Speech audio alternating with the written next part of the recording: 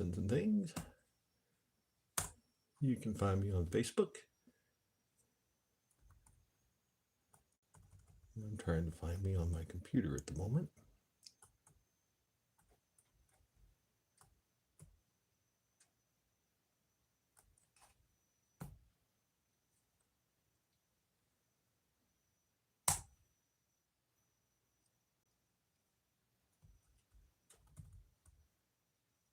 And for some reason, I can't find me. Am I on? It says I'm live. It says nobody's here.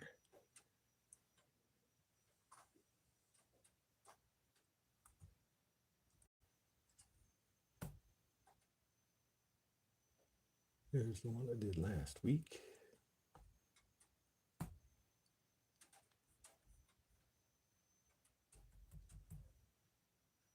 Hi, Ms. Deb. All right, so I am actually live. I can't find myself on my computer. So let's see if I can figure that out.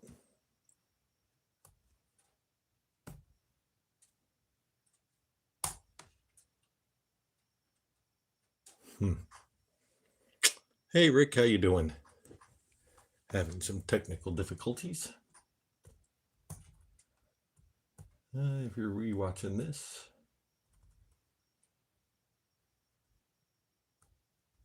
if you see something you like or you've got a question,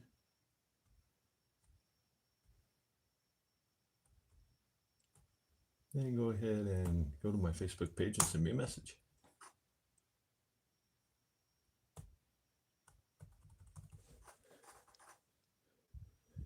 Hi, Enchantress.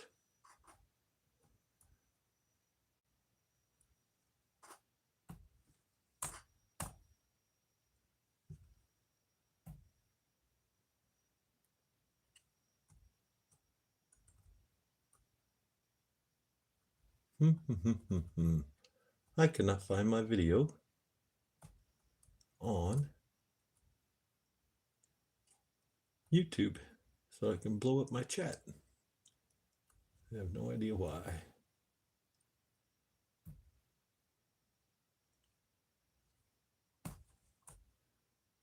Let's do that. Let's go back here.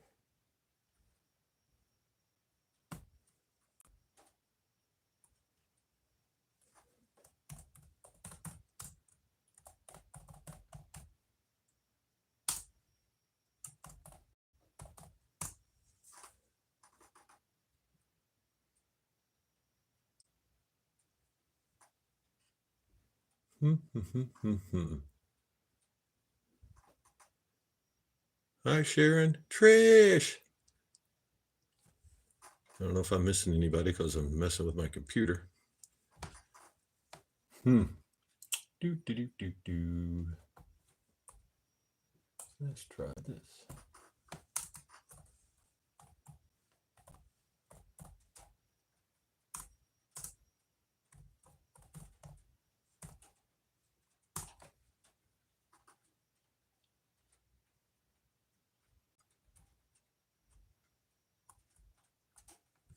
There I am. Sheesh, I had to actually put in the title to find myself. All right, blow this bad boy up.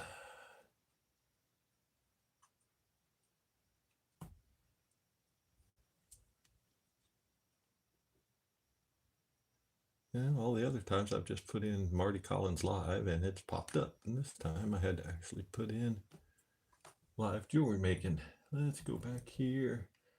I think I've said hi to everybody.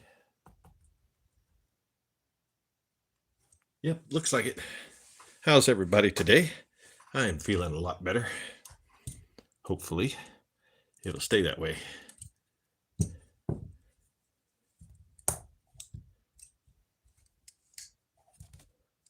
So I have a production plan, scheme. What's the word I'm looking for?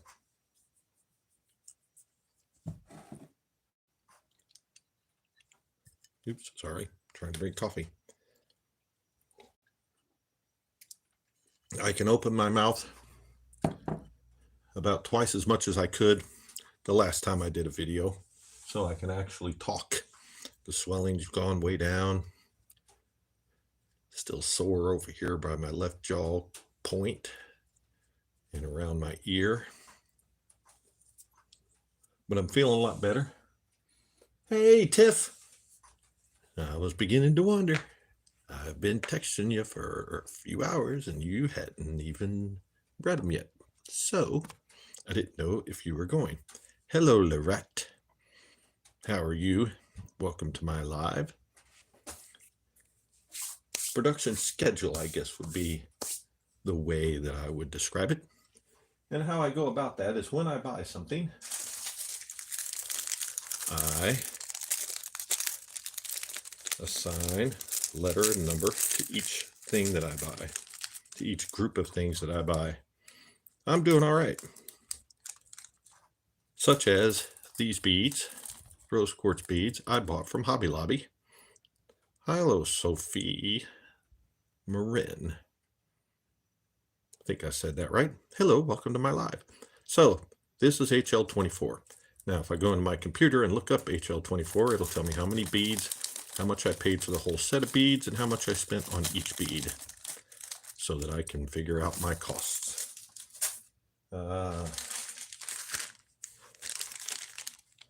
This one is from Matt's Crazy Art, MCA 280. See here I have several stones and earring pairs and everything. Each stone in each gets a letter.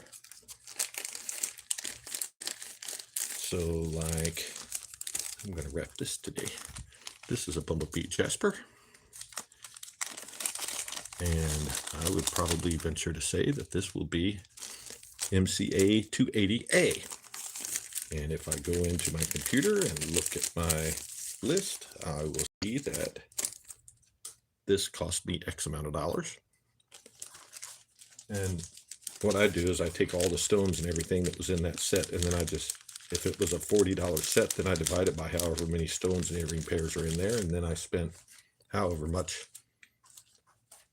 per stone or earring pair, so that I have an idea of what my costs are, so that I know what to charge. And what I've been trying to do, as you see, that's all that said MCA 280. And when I first started buying, I would take my like MCA 1, and then I would try and make every stone in there into a piece of jewelry. By the time I got to MCA 25, I realized that what I was doing was filling up my, I'm going to be using, hello actually Judy, how are you? Welcome to my live. I'm using 20 gauge silver for this. It's 18, 19 inches. Make my bail. I have, for those new ones here, I also have tutorials to tell you how to do all the stuff that I'm doing here. I'm not doing a tutorial. This is just talking and chatting while I'm wrapping. But I've quickly realized that I was filling my displays with jewelry and trying to sell. And once my displays got full, I was only on MCA 3. Meanwhile, I was up to MCA 25 in buying. So I decided that I would change that just a little. I'm going to be twisting this all the way down the length of the stone until I get close to the bottom. So now what I do is I take 1 or 2 stones out of each set, however many it takes to, that I think that if they sell for the price that I'm asking, that I will get back the money I spent on that set. And I keep track of that right here. All of these sets are paid for. So let's just take set 9 just to look at it. Okay, I may have sold 2 stones and there might have been 10 in there. So now I have 8 stones that are completely free to me. They've already been paid for, and they go in a box somewhere. So I'm trying to get all of my money back from all of the stones I've sold, but I don't stick with my production plan very much. I am using wire elements from Beadsmith. I get this at Hobby Lobby.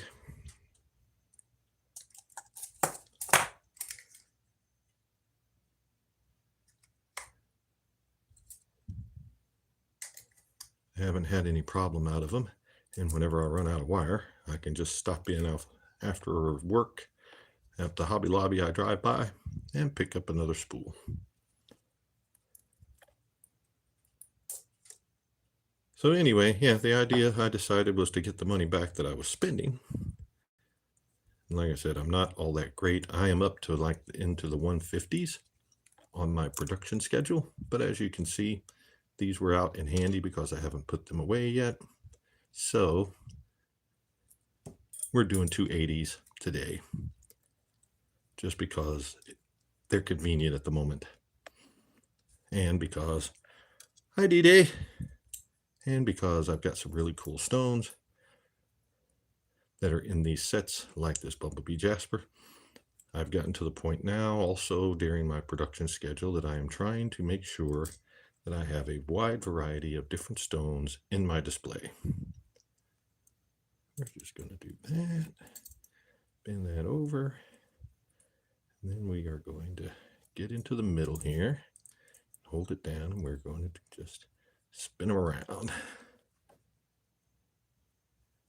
Yeah, Rick, that was my whole thing. If I was going to do this, I was going to run it like a real business, figure out exactly what I was spending and exactly what I was making, because as far as I'm concerned, if you don't know what your profit margin is and your expenses are, then you are not running a business. You're just having fun. And I've also needed to prove to my wife that I was making money. And to myself, because if I wasn't making money, I would stop doing it.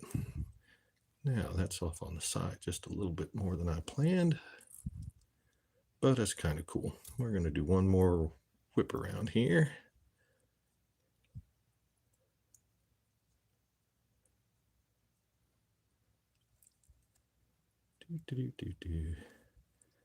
Then we're just going to run it off to the side.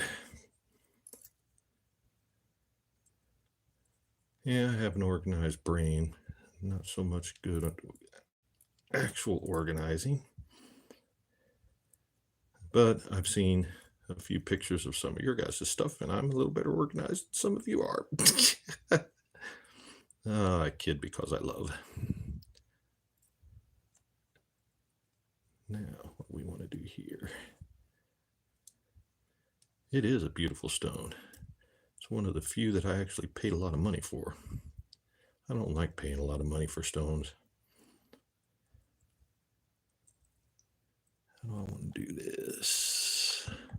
Because with an oval, see, I've got the bottom trapped pretty good, and it's going to be trapped better because I'm going to tighten this wire up here in a minute. If I go around this way, it might work.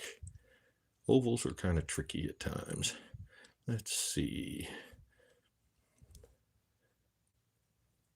Let's do another small spiral here. Sort of even it out. Uh-oh, running low on wire.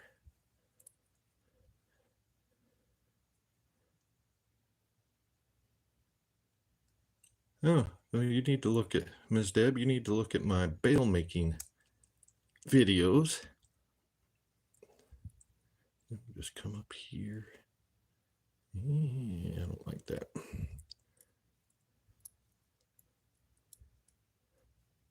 Because I have bail making videos that'll tell you exactly how I do this. Make sure it's in the middle. I'm going to run out of wire. Should have done a spiral. I could make him a little tighter. Yeah. Sometimes I do too. like this one. I might just run out of wire before I'm done. I don't like the way that. We'll get it tightened up and see. Thanks, Tiff. If I've just got enough wire, I think I can make this stay.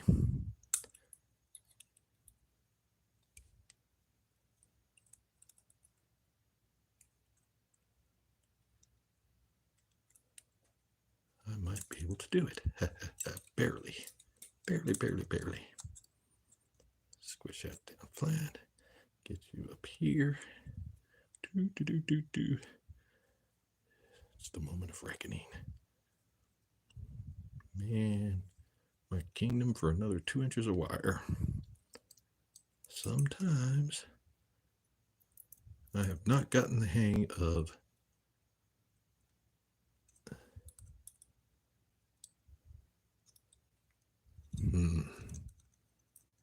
not gotten the hang of measuring a stone and then knowing how much wire I need. I've never been able to do that.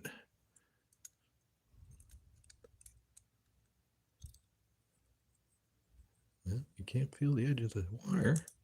It's not how I normally do it, but I could probably end it there.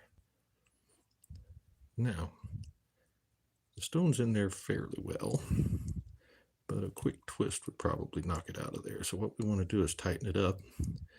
And if you know me, I am a stickler for not using straight lines. So this straight line right here is annoying to me. You have a lot of stones with no holes, but I have several tutorials on how to do stones with no holes.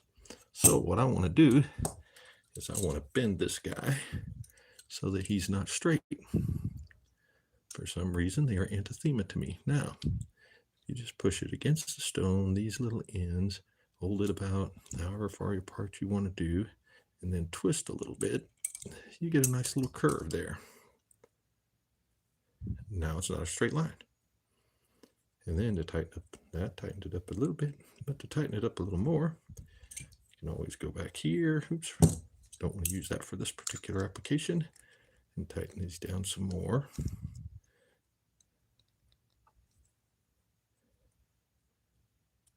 And now we are rock solid.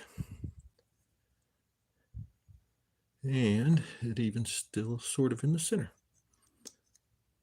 Twist that a little bit. There we go.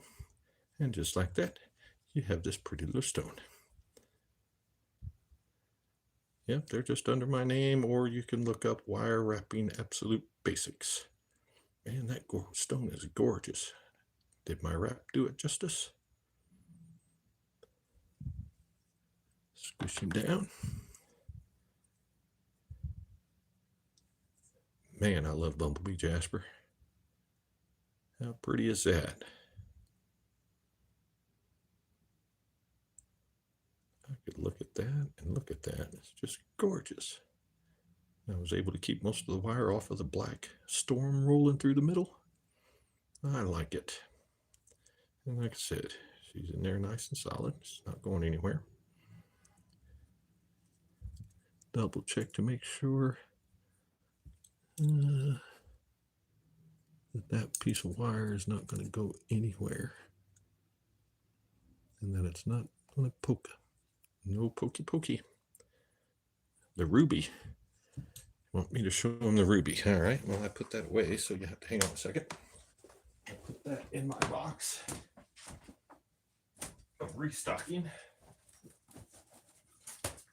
Because of my illness and because I've had to miss 2 shows that I was scheduled to do,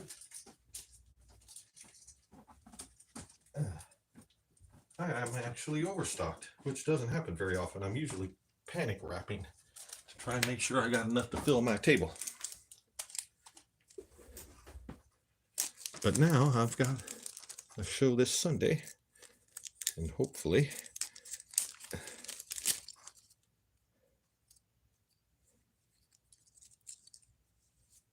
here's the ruby I wrapped today. If I'm on Facebook, you guys have already seen it. But that is a low-grade ruby, and she is beautiful. Look at that.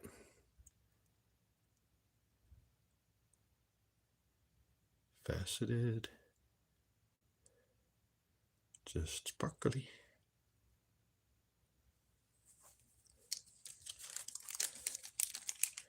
Like I said, I'm investing in some higher priced stones.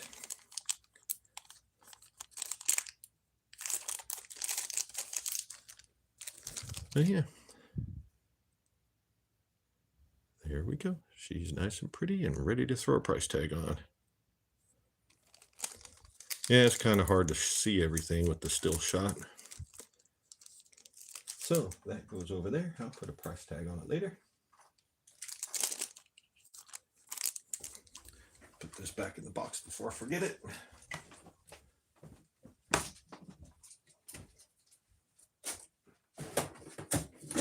But I have, this is my 3rd week off of work because of my illness. My last week of vacation for the year, and I just got my vacation. So once this week is over with, I'll have no vacation, no paid vacation until next June. So yay, this illness has messed up my plans drastically. Because now I'm going to have to go down and see my dad. And instead of spending 9 days with him, I'm only going to be able to spend 6. What I got here? Here's what I got here. Let's see.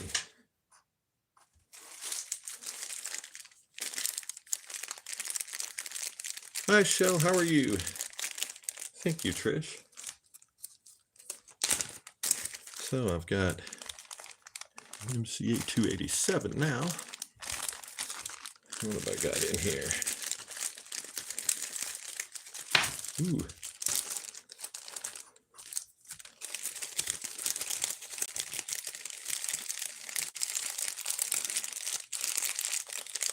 Bumblebee Jasper is my absolute favorite stone. A close second is Amethyst. The 3rd is Dragon's Blood. Love that. It's hard to see with my ring light, but got green and red. It looks like blood splashed over.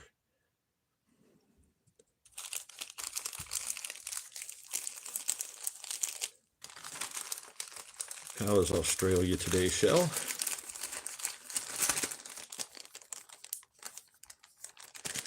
And believe me, Enchantress, I am way more sorry than you are, because this has totally been horrible.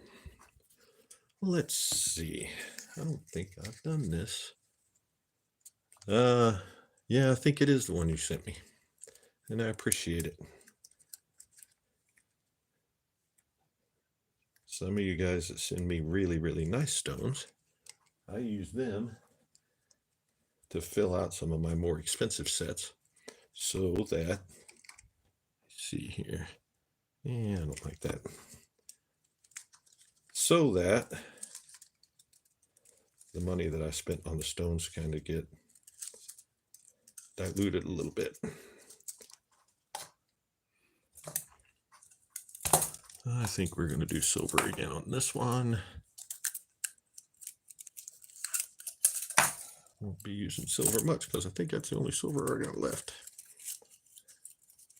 It was a very nice gift. I don't know about deserving it, but I appreciate it. I don't know what I've done to deserve it. Yeah, right.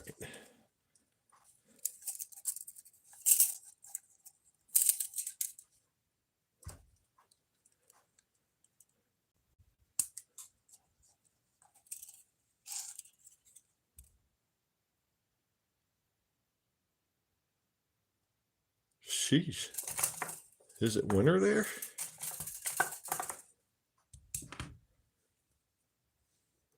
Maybe I should ask, what do you consider cold?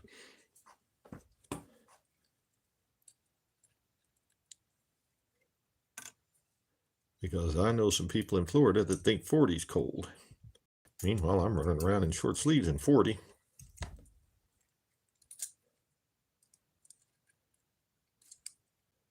Some of my wife's family's from Florida, and they start freaking out. Oh no, it's going to get down into the 40s tonight.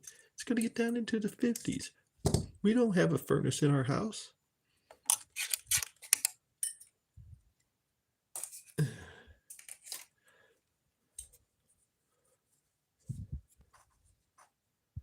Well, it's enchantress to be perfectly fair. You live in a desert. But yes, that's really hot. How do I want to do this one?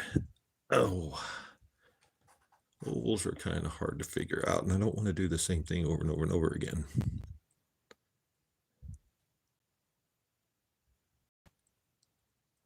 Let's do that. We're going to do this by running it. We're going to twist it until it's almost the length of the stone again. Got to get below where the oval, into the small part of the oval.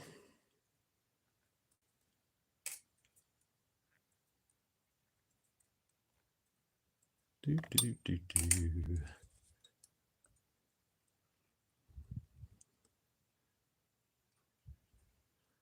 Let's say we were down into the 70, or yeah, I don't think we hit 80 today, but we do have the remnants of the hurricane that hit Texas.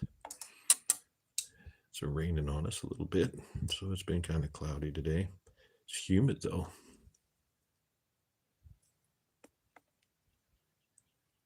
All right, I think that'll work. We're going to bring this over here and this over here. We're going to start this out just like we did the other one. So we're going to try and make it a little more in the middle this time.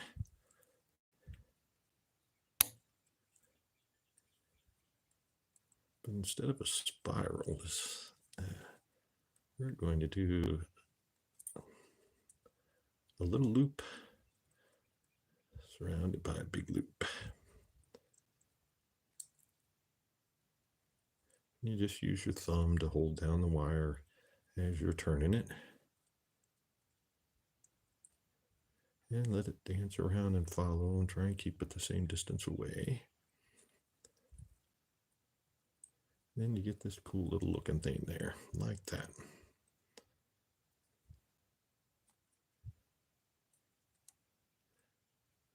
Something else is when you want to do curves and such, you have to over bend your wire in order to get that curve that you're looking for. Oops, slipped right out of there.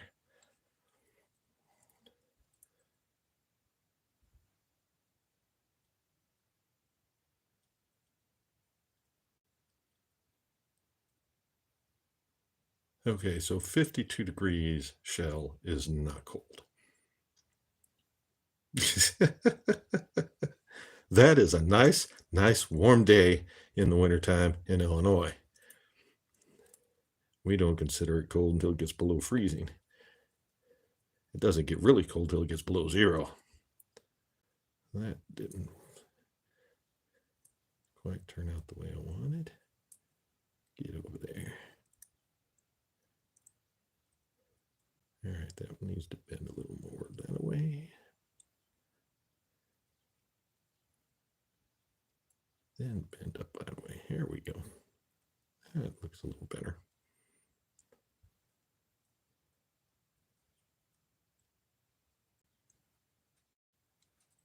We're going to wrap it around there like so. It's kind of an organic looking thing. I don't like that. Just spread that out just a little bit more. I've mangled it, I have. Get over there. A little bit more.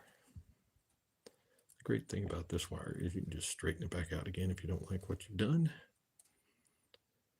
Just sort of straighten it out. Rub on it a little.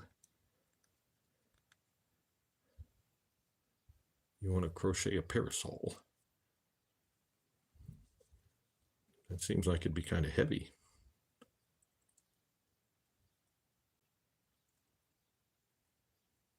Oops.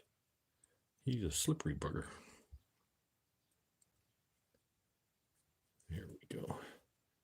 That's better. Now, what I'm going to do here is a little trick for you, because I don't want to do like I did with the bumblebee jasper. I'm going to wrap this guy all the way around here. So wrap it right around there. I said I was. It's not cooperating.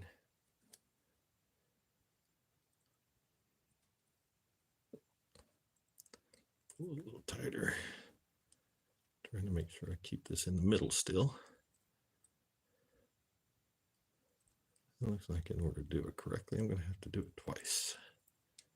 Here we go. I don't know if this is going to work or not. Let's see.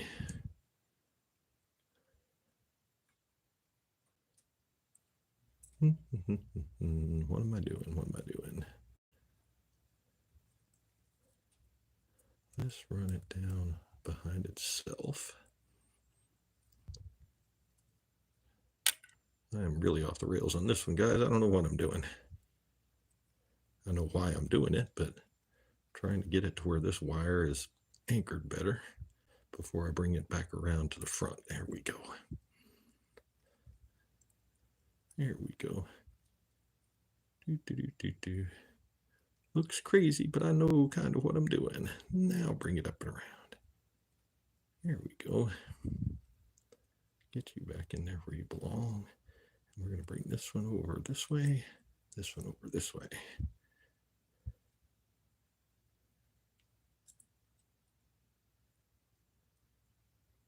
Get my stone straight, because here in just a minute we're going to lock it in.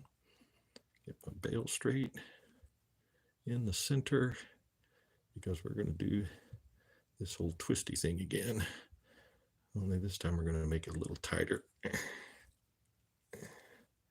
Make a very small loop here. Follow it around, follow it around. Oops, overlapped it. Don't want to do that. Bring it around, and then tie it. Oops.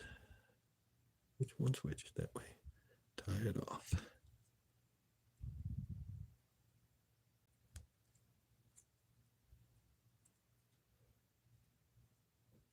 Doesn't look too bad, does it? Turn you just a little bit more. Yeah, there we go. I got enough wire to do my regular wrap this time. Scarf it around there. And up the loop.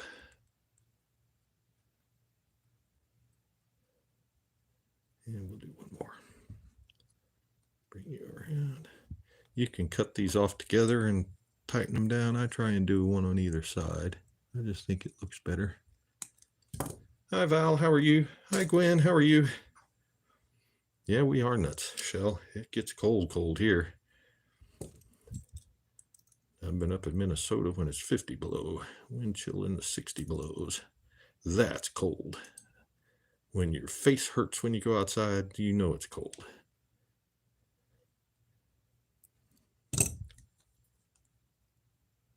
So what's everybody else been doing this weekend? Or this week, rather. It's not the weekend. Feels like the weekend because I'm not at work, but...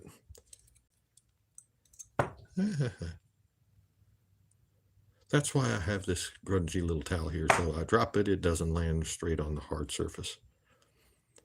I've only broken one stone, knock on wood, the whole time, and that was weirdly enough because I tried to tighten the wire down too much and it snapped my stone in half. I was shocked and surprised. All right. So the stone's kind of loose in there, so we're going to be doing some tightening.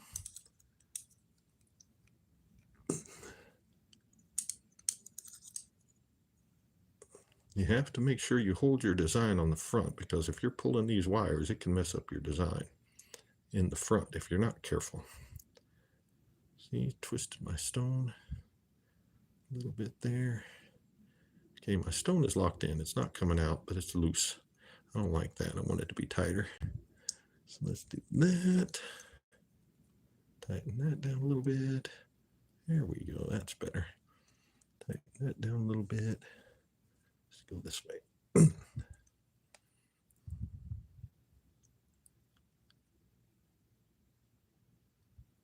It's still looser than I would like it, but it's serviceable. It's not going to come out of there without a pretty good yank. See how these wires here are sticking up off of the stone? These ones here. You can see it better that way.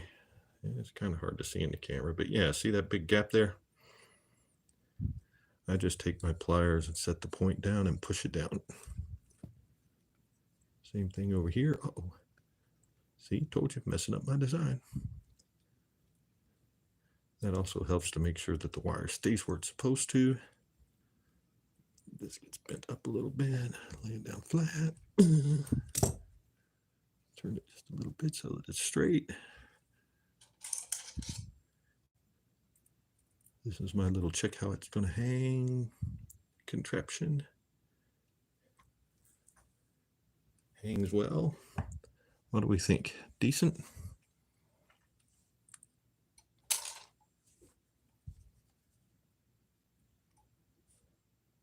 Dragon's blood.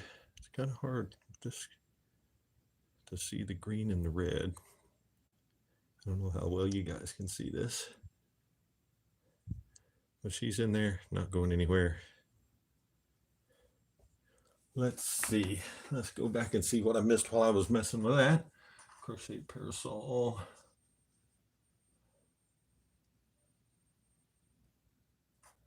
Well, thank you, Miss Deb.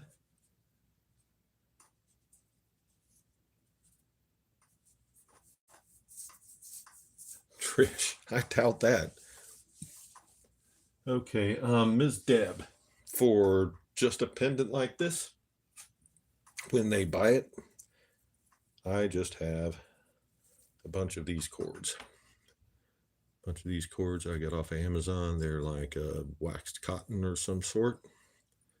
It's a 20, maybe an 18-inch cord with a couple of inches of adjuster chain.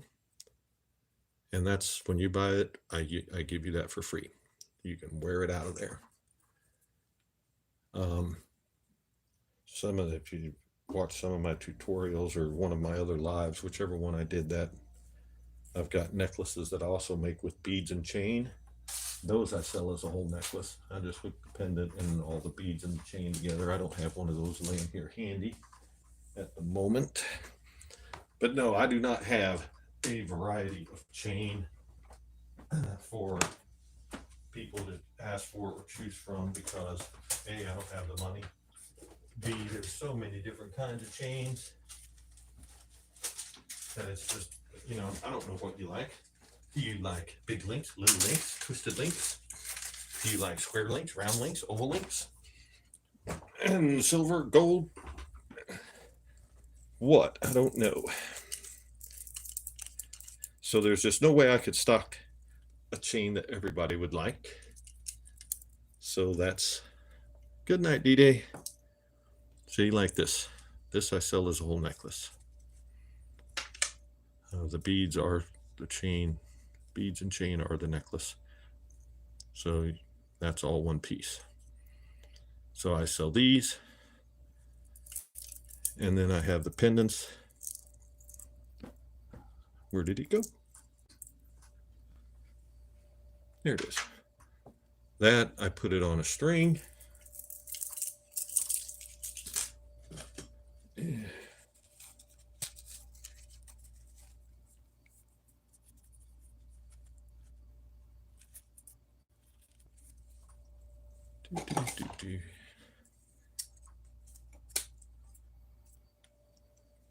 Just cut off a length of string. Hemp cord is what I've got, what I use. Nice, strong, natural, cheap. And I string that through there. Tie me a knot at the top.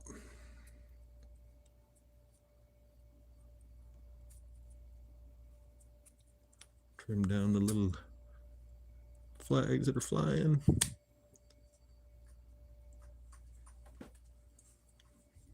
And that's how I hang it up on my boards. Then I'll put the price tag on here. And then when they buy it, I just clip the whole thing off, chuck it in my little basket, and put the cord on there and give it to them.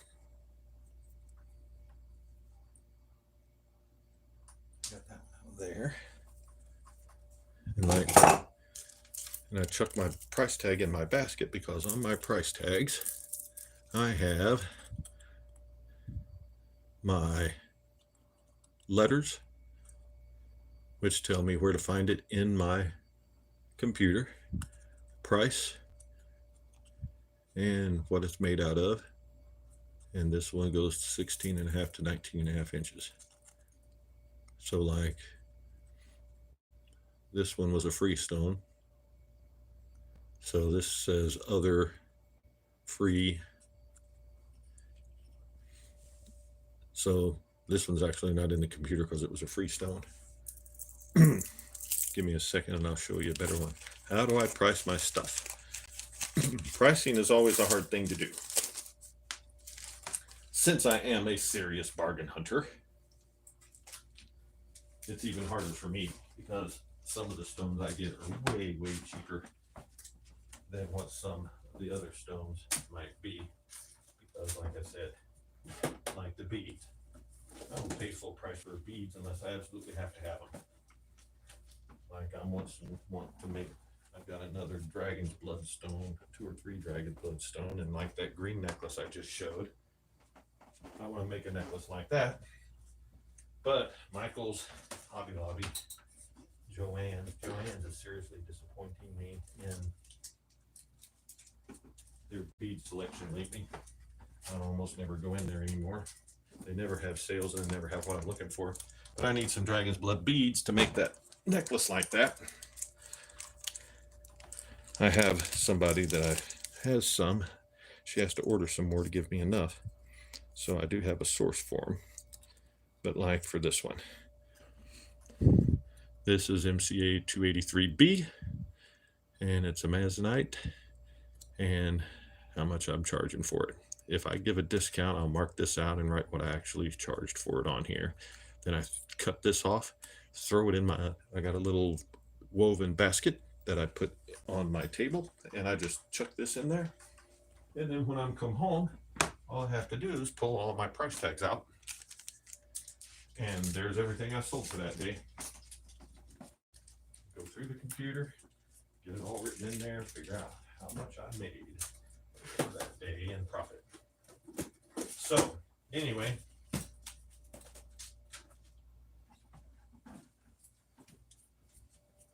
so let's say, and I don't know because I can't get into my records while I'm using the chat. Let's say, just for argument's sake, that for this stone, I spent, we'll say $15. So I spent $15 on the stone. I pay myself $20 an hour. Most of the time I don't pay a whole lot of attention to that. But as you saw, I think I wrapped that in what, 15, 20 minutes? I've been on here for 43 and I've made 2. So we'll say 20 minutes. So that's $6 or $7. So let me have a piece of paper here. So I've got, oops, everything's flying. Move this. So this stone here, my stone was 15. My time was 7. The wire, maybe $2. I charged about $1 a foot, so we'll say $2. So this is my cost, and I say $2, and so I've got 9, 24 bucks, right? 22, 23, $24. So that is my absolute 100% minimum. I do not want to use that. That is my red line. I will not go under that, and I will not go down to that unless I absolutely have to. So This is Matt's system too. I got a red, a yellow, and a green. So that's $24, and that's my red is 24. Green, I will Google Bumblebee Jasper pendant. And I will look and see if I can see any that's got, the black and the orange and the yellow, something that's kind of comparable. And I will look and see, I'll click the shopping, and I will look and see what everybody else is charging for Bumblebee Jasper pendants. Just so happens that I looked at this a little earlier today, and they're running up over $100 and down to like 15. So they've got a wide range. And I know Bumblebee Jasper is fairly expensive, but it's not super, super expensive. Some of them are asking, there were some on there for like $300. But anyway, so, and then I have to take into account, I know that it's somewhere between 24 and 100, okay? But my customer base are mostly blue collar workers. Farm country is where I live. The fair that I'm going to is the first year that they've had a vendor event at this fair. I've been asking for the last 3 years if I could be part of their vendor. Nobody's ever answered me. Now I found out why. They answered me this time, and they're like, "Do you want to be a part of our very first vendor fair?" So apparently a lot of people was asking. And to give you an idea of the small area that I live in, this is a Marshall and Putnam County Fair. Marshall Putnam County Fair. I live in Marshall County. Putnam County, that used to be the largest county in the state of Illinois, is now the smallest county in the state of Illinois. So they have combined the two counties together to make one fair. So our county fair is actually a double county fair because we just don't have enough people in each county to do our own separate deals. So I have blue collar, I have farmers, I have a lot of elderly people who have retired. That is my customer base: blue collar, small business owners, and farmers. So they're not going to spend $100 on a pendant unless it's like, a real ruby or a real emeralds, something they recognize as precious. So I'm going to price this thing at 45. Now, I know if I do that, I'll get a $20 profit, right? I'm perfectly happy with that. That's almost double what I have in it. So that's perfectly good. So yellow is anywhere in between. If somebody really, really likes it, but they don't want to spend $45 on it, I could come down to 40. They get a deal. I am still getting $15 worth of a profit. And that's the way I do it. I don't do a whole lot of discounts. I do not. I might do 2 or 3 a show at the most. And most of my discounts go to teenagers or kids. So yeah, I'm going to price this at $45, which gives me basically $20 of leeway. Any kind of discount, I know any kind of discount I put on here is still going to make me profit. And that's my pricing system. Other people say to take this number, take the 17 and double it. Some of them even say triplet. So let's say we triple it. It's 21, $31 plus your time is another 7. So that's $38. So the minimum I could get before I made any profit at all, according to them, is $38. I don't like that system because if you multiply, they say that retail is 2 times what you paid for it, or wholesale is 2 times what you paid for it, and retail is 3 times what you paid for it. But I don't understand that at all. So I just basically double, or I take everything that I have, and that's my minimum. As long as I get the minimum, I get my money back for this thing. Anything above that is profit. Hi, Mimi D. How are you? Your Zoom meeting get over? So yeah, I will be pricing that at $45, and we'll see what happens. This one is not a super, it is a gorgeous stone, but I'm also a Bumblebee Jasper fan. But I have some I have some that are even prettier than this that I'll be, it's got darker black and brighter orange, brighter yellow. They're just a prettier stone and they'll be, $60, $70. Because if you go to a crystal shop and try and buy, well, first of all, you're not going to be able to buy cabs there. Most of them are just chunks, highly polished chunks and spheres, but man, is it expensive. Bumblebee jasper is really expensive. But like I said, you can go into the crystal shop and buy beads, but everything else is pretty much palm stones and bigger spheres, mini spheres, that type of thing. And that is not what I'm looking for. But that's pretty much my pricing. I take what I've got in it, which is the 24. If it goes a couple of years, well, like I said, yeah. Next fall, not this fall, but next fall, if this hasn't sold, I might drop it to 35 just to get rid of it. But I've also held on to some stuff like, I don't know, some of you might remember that I bought that dinosaur bone from, oh, Shell, awesome. I bought a dinosaur bone cabochon that Vincent had cut and polished. And I paid, I think, $19 for it. I put $65 on that thing after I wrapped it. So that one, with my time and the wire that I had in it, I probably had $26, $27. And I put 65 on it because, I mean, dinosaur bone. Who in the world has a dinosaur bone at their jewelry shop?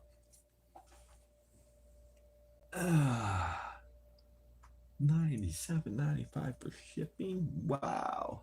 See, that's another thing. If you're paying for shipping, which with Matt's stuff we don't. If we live in the U.S., but you got to add that into your cost as well. And that's a funny thing too about the shopping stuff. When you're looking at the prices on the shopping, you got to be careful. You got to read a little bit because some of these people are like, "Oh, look, Bumblebee Jasper, $15, awesome. Shipping $16.95. Well, now now I'm paying $32 for it." But that bone I kept for about a year. I did not drop the price. Yes, it was very unique. That's why I bought it. That's another reason why I'm buying some of this other stuff. Some of these more expensive stones is just because it gives me a wider variety. Like I just bought um I just bought some moonstone pieces. Matt just had some on his show and I bought a few because I didn't have any moonstone. And I got them and I had them all registered and everything. I just had not gotten to making them yet. And the last show that I did, a lady comes strolling in there and says, "Do you have any moonstone?" And I'm like, yes, I do. Have I made it into jewelry yet? Let me look. And I looked in my little restocking box and no, I had not made it in jewelry yet. So I lost the sale because I didn't have a unique stone that somebody asked for in my repertoire. So I'm trying to expand my repertoire, I guess you could say. But yeah, you got to look at the shipping on when you look at Google Shopping.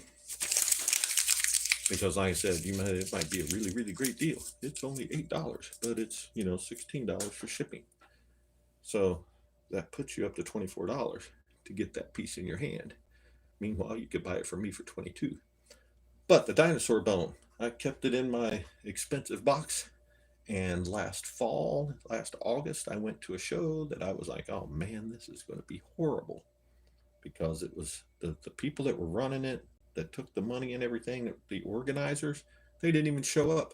They're vendors themselves. They're vending at a bigger show in a city 45 minutes away. They weren't even there when we got there. We had to go find somebody else that was running the event that was going on around the vendor show. It was a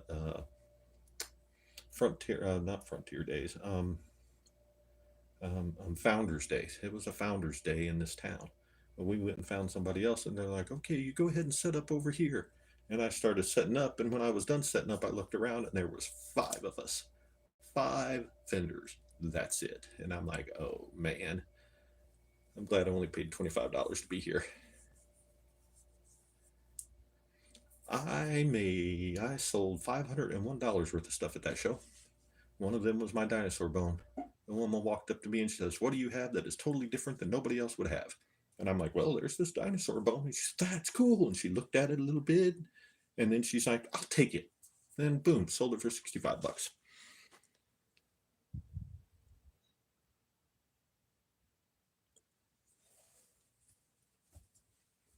Well, cool. Does anybody have, here's a question for you guys. Does anybody have a Shopify account? Somebody asked me if I sold jewelry on my live shows. And I'm like, well, most of the people that I have in my live shows are other people that make jewelry. They aren't going to buy jewelry from me because they can make it themselves. They know how. They've got the stones, pretty much the same stones I have most of the time because we get them from the same place.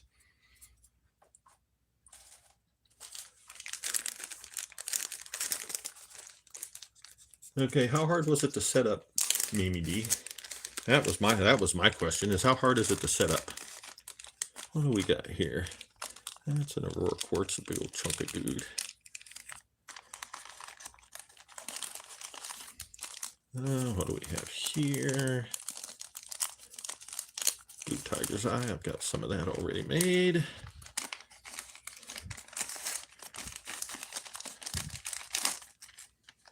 Yeah, see, that's why I didn't do it. I was going to do an Etsy, and I looked into it really close. And yeah, their fees are crazy. And then they're like, in order to get, you got to get in the right algorithm and get the right code words and search parameters and blah, blah, blah. And you need to be adding stuff every day. And I'm like, I ain't got time for that. Blue apatite. I don't have any of that. Brazilian strawberry quartz. All right, there's the next two things we'll do.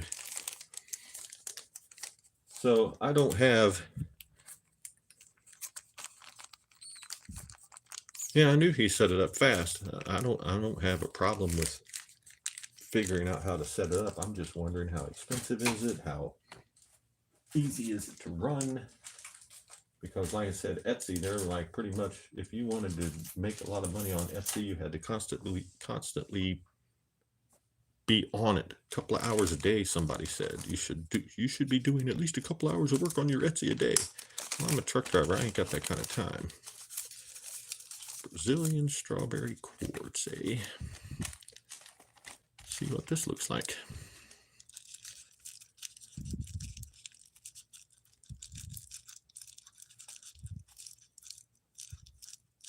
What's it, Shell? Ooh, that is pretty.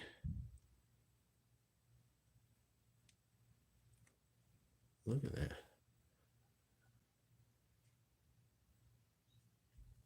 I do not have any kind of light up here other than my phone. Or do I? Yes, I do. Just have to dig for it. Give me a second. My bin is right here. Oh, let's see. Is that a black light or a regular light? That's a black light.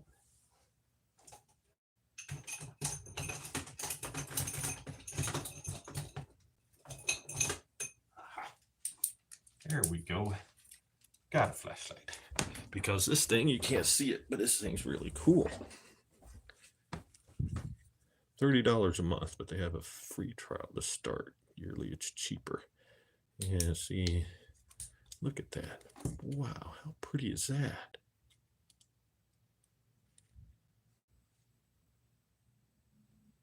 That is totally cool. Trying not to blind everybody.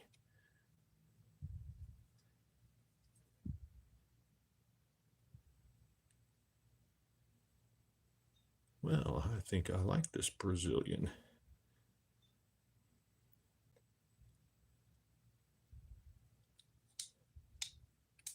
Yeah, that just washes everything out. But yeah, this is Brazilian strawberry quartz. That is pretty.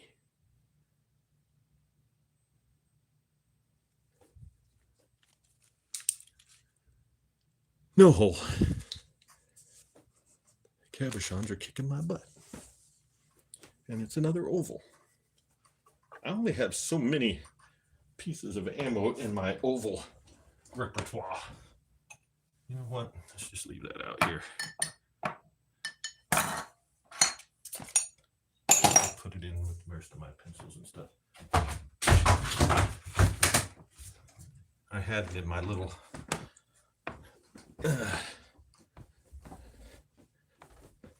multi-space.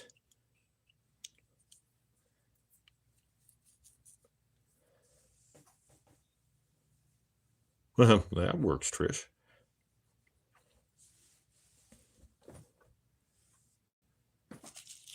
Get somebody else to do the work.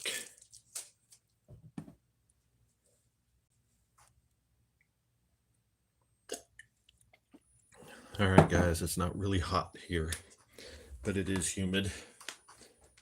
And I'm starting to sweat. So I'm going to have to turn my air conditioner on. It's interesting. I'm using the same headset that I use in my 18-wheeler. And if I stop talking in my 18-wheeler for too long, my wife asks me what's going on. Because it sounds like there's nothing. There's no background noise. She can't hear my truck running through the mic or anything. But you guys can hear my air conditioner over it. Doesn't make any sense.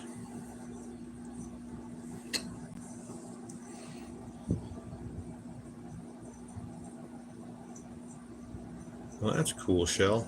I do have my best friend's. What's $101? You spent $101 at Hobby Lobby? Wow. My best friend's daughter is going to college to become a web designer. And when she gets to the point where she has to actually design a website and actually put it up online, she might design a website for me. It's been discussed.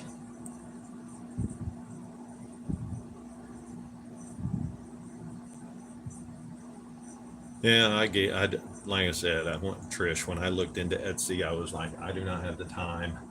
And then they're wanting, you have to do free shipping. And it was like, I'd have to double the prices on everything that I had. And it's such a saturated, just looking on there at different stuff, it's so saturated with crystal jewelry and people are selling really, really cheap. It is pretty. I'm not even sure where it came from. I'm really not. Because, this whole bag, I've got 4 stones in this whole bag, and they all have these little orange stickies on there with written on there what it is. Matt doesn't do that, so it didn't come from him. I don't even know where it came. But we're going to wrap it. We're going to wrap it good. Does anybody wrap ovals? I don't know how that would work. Holy cow, it's in the interest. I about cried when I went to pay for my last bunch of stones that I bought at Matt, and I spent $65.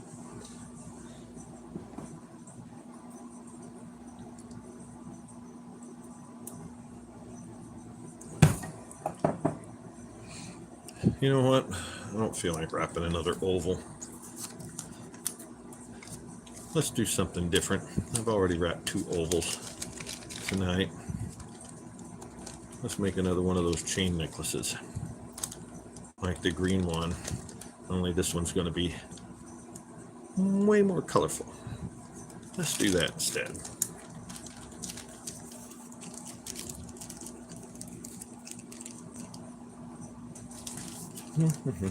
Put these away.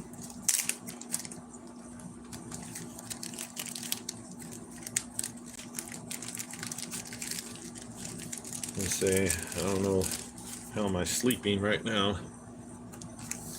I need to if I think one of the side effects of that's another reason why I had to take this vacation off, because I'm getting there for a while.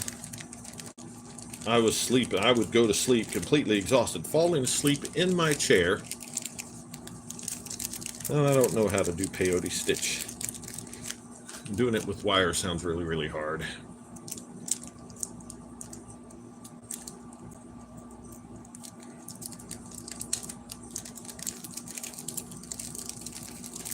What was I saying? Oh yeah, one of the side effects of the crazy strong antibiotic I'm on is insomnia, if you can believe that.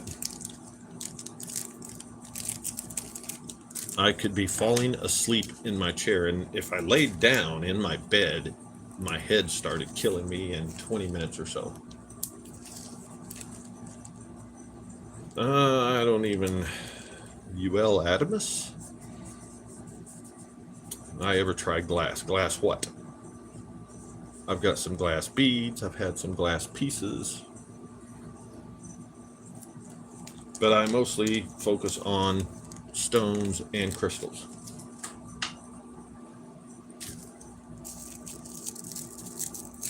But anyway, so it's giving me insomnia. I went to sleep last night and slept for 2 hours, and I was surprised. Let's do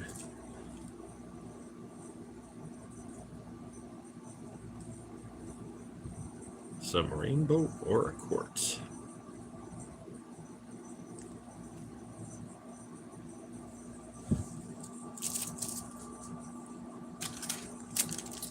And I got a bunch of beads that'll go with it too. Look at that. Pretty, pretty. Oh, okay. Yeah, I don't have a lot of glass stuff. Every now and then some glass pops in, but yeah. I kind of decided if I was going to do this wire wrapping thing that I was going to go with crystals and stones. Look at all the pretty beads that'll go with this thing. I don't know why I dumped them in there. I can't spread them out in there and see what I got, because I have another one. This one's blue, green, and yellow. This one's yellow, orange, and bluish green. I got some blue and some green in there. I'm hoping there's enough beads in here to make 2 of these, but we're going to focus on this one first. So we don't need the reds. So I got orange, and I got bluish green and green. So, see, like these little guys here, these little beads are glass, but they'll make for nice spacer beads for me.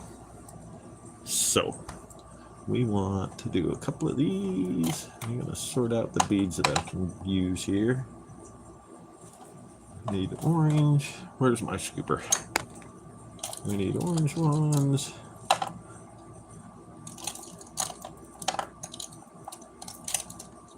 We need yellow ones.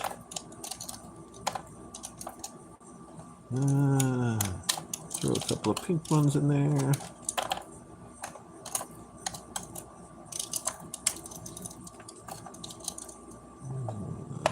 Like those. Alright, looks like we're going to have to use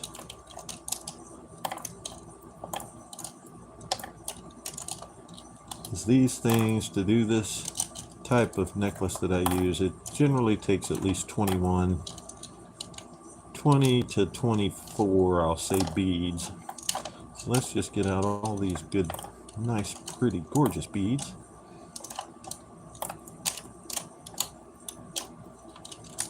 And I can even use those since they're actually rose quartz. That's a red and a red.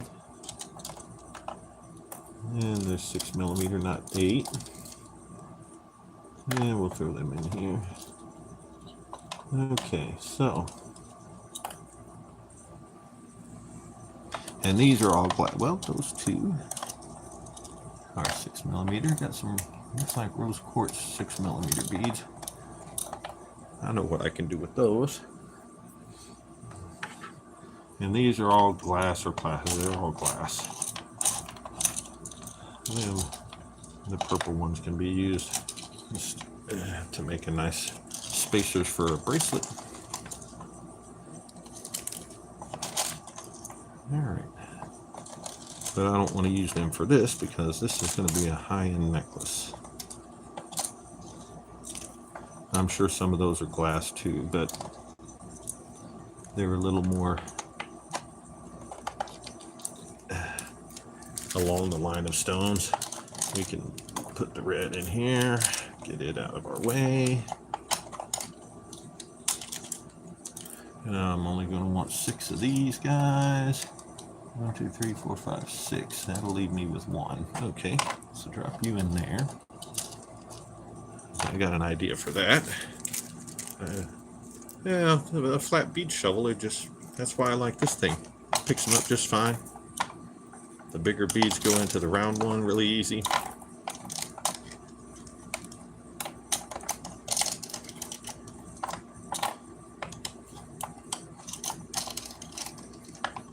Most of the time I don't use these little side ones because I just use this big one. All right. Bye, Gwen.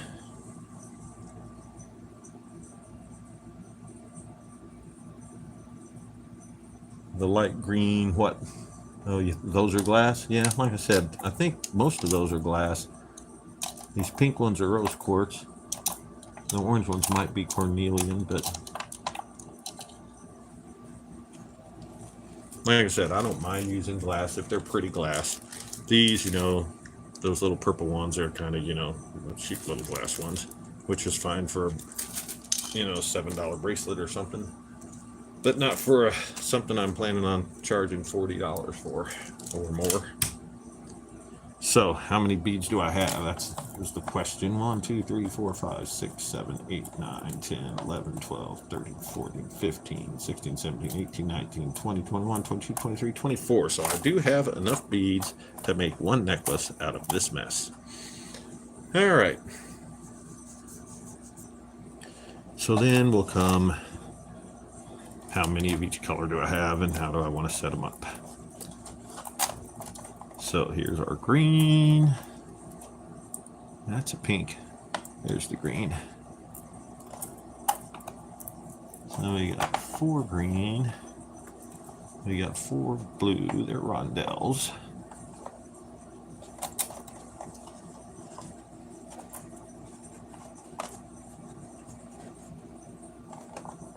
A little bit different shaped. Then we got pink. I don't know, is this entertaining you guys? Or am I boring you? We got the orange. Now, some people actually plan what they're doing, and sometimes, once in a while, I do on what I'm doing with the live show, but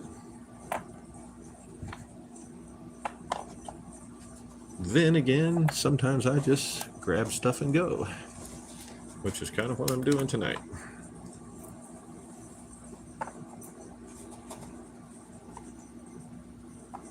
I never know what I'll do next either. You like to watch the process? Okay, so what I have are my beads here lined up by color. So we can set those aside for now because the first thing we got to do is we got to wrap this thing. Now, this is going to be our focal piece. Got to do it a little different than we do with our necklaces because we're going to be putting chain in between it and the beads and in between the beads. So if we use that great big bail hole, which I put on all my pendants to make sure that any kind of chain that they want to put in, because I used the next to the largest one on my multi. That is a rainbow stone. It's rainbow or a quartz. Let's try something. Let's lay that right there. Boom. Yeah, it kind of washes it out, doesn't it? A little bit too bright. There, that's more like what the real colors are. Right about there. It's like what I'm seeing when I don't look in the camera. So yeah, it's a rainbow ore quartz. But yeah, I use when I'm making my bales, I used my next to the largest spacer on my bale making pliers, or whatever they call these. I use them as a bale making pliers. I guess they're jump ring pliers, really. But I use next to the biggest one because even after I'm done scarfing it, there's still plenty of room to run this guy through there. See, I can run the actual lobster claw through there, which means no matter if they can take this home, and no matter what size chain they want to put on it, what style of chain they want to put on it, there's room to get it in the hole. So that's why I've chosen that size for all of my bales. But for this one, we're going to be hooking chain into it. We're going to be using silver chain, like this. We're going to be using it as jump rings in between my beads. And this, I think, is 5mm chain that I bought at Michael's because I was tired of buying little pieces of chain. But so for this, we don't need anywhere near. Oh, cool, Trish. Oops, I do not want to use 18 gauge. It's a little big for this size stone. Grabbed the wrong spool of wire. So I'm going to be using 20 gauge silver. And since the only going into my loop is going to be one of these little bitty links, then I don't have to have a very big bale, and a large bale would just detract from my stone. So I'm going to do 20 inches of wire. I was going to say, I like being able to discuss different things like the pricing and, you know, the websites we can use, and you know, I'm being able to have a discussion, and I can do that while I'm making different pieces of jewelry. Reading the chat, there's no stress to get it done. So I'm going to go all the way down to the third size, and I'm going to make my bale there. Oops, beating the crap out of myself with wire.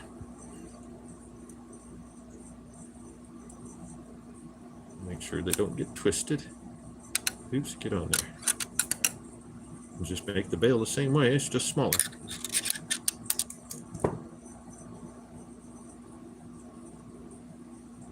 See, much smaller hole. But we're going to do it exactly the same way as we do all the others. Straighten out a little bit. All these curviness. And then we twist it a couple times. 1, 2. What do I want to do? I don't want this to be hanging. Yeah, we want it hanging down. You see, that's what I like. We're all together and we're crafting and we're talking about crafting. There's no pressure to buy anything. There's no hurry to grab it before somebody else does. We're just having fun. I think here in the next few days, I'll be making some more tutorials.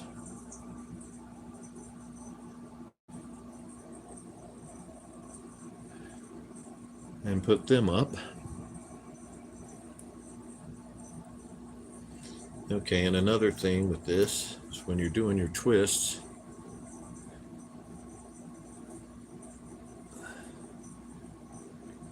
you want your bale, see, on this one, the bales are sideways because you're going to run a cord through there, right?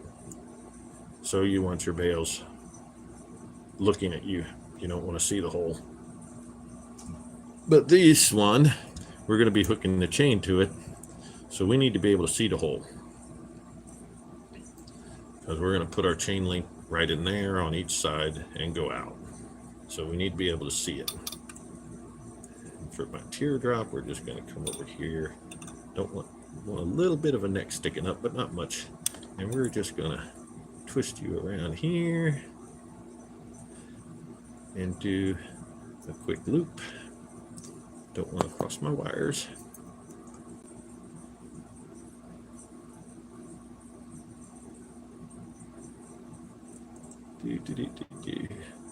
That's not the way I want to go. I want my loop to be up top.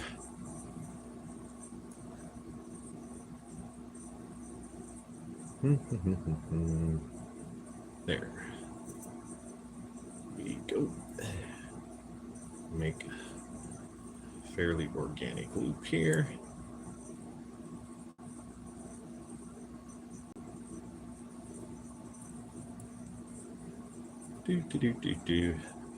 See, I'm just going from the top. I just went across the side here. We can maneuver that around later.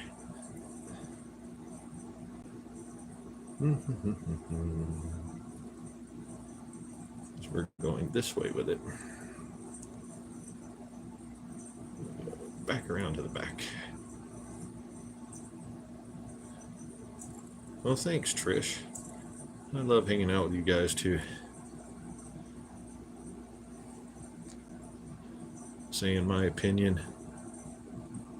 Half of the fun of being at Matt's show is just the chat that's going on. We are going to take this, just run this across here, spread you apart a little bit.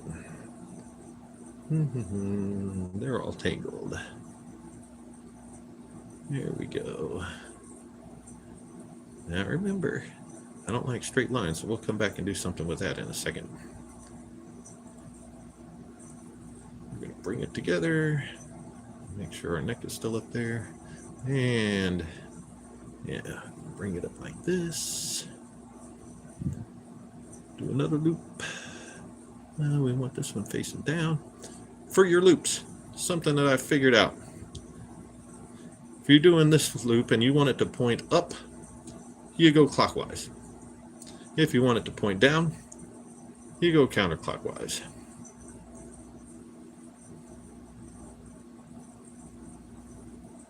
Isn't that cool? I just figured that out not too long ago. And I'm like, hey, I can determine without just guessing. I can make it do what I want it to do. Except, I'm going to run out of wire again. All right, well, we're going to do it this way then. Let's see how it works if I go up here and around.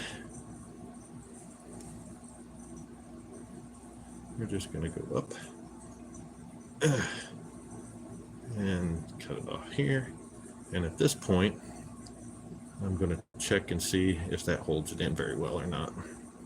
And actually, it's in there pretty good. If I run this up a little higher, it'll even be better. Woohoo! My fingernails are not going to deal with that. But this I can push up a little higher, just make everything a little tighter, but push it up a little higher, gently but forcefully, so that we don't scratch our wire. And now that's up a little higher. Oh yeah, it's in there pretty good. Not quite in the middle. There we go. Yeah, I don't like that. We'll see if we can tighten it up. If not, we'll have to do something else. Absolutely not. She doesn't even have interest in wearing jewelry. I bought her amethyst, which is not only her favorite stone, it is also her birthstone. I made her an amethyst necklace right at the pretty beginning. Hi, D-Day.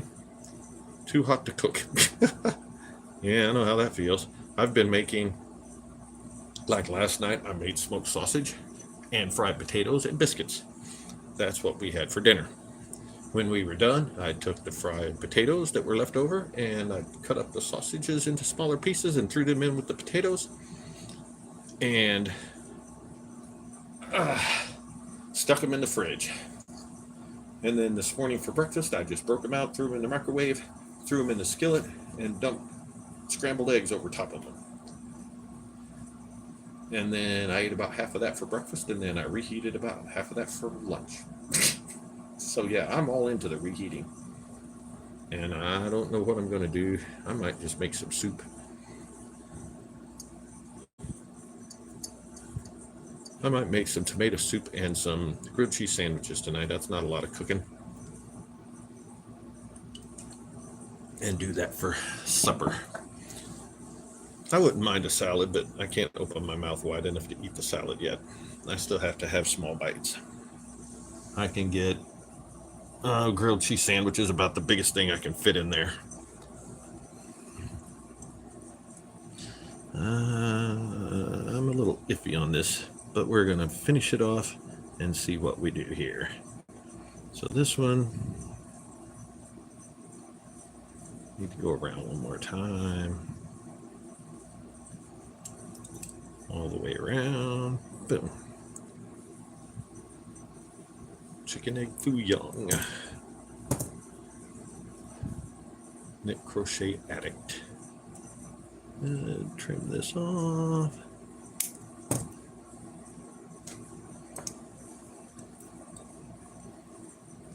Tuck it in. Now on this one, I don't mind you putting both of them in the back because it's facing us, so the yuckiness of putting the wires away and hiding them, ouch, is in the back. I have just enough. Look at that, how close that is. Yeah, I can't wait either. And then, I don't know, those of you that might have been there, I finally got my mouth open enough that I could eat pizza, so I had pizza. And then Carly Stone let me know that there were some foods I was supposed to avoid while I was on that particular antibiotic. And wouldn't you know it, it was dairy and any kind of salami. I had pepperoni pizza. It was an interesting evening after that.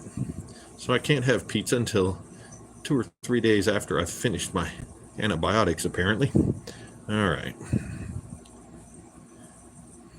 Let's see what we can do here. Can we push you up a little bit more? Push you up a little bit more. Here's my problem, is the top of the stone was a little, see, it's a little wobbly. I don't think it's going to be that big of a deal. It can't come out there unless somebody really yanks on it. And, you know, I'm sorry, but as wire wrappers, we know if somebody yanks on our stuff hard enough, it's going to come off. It's just that simple. Unless you're some of these wire weavers that do crazy stuff and you couldn't get it out of there with a jackhammer. But that is not me. I have tried weaving and I cannot do it. All right. So I still don't like that. So I think here's a trick for you. You would have came over for all what?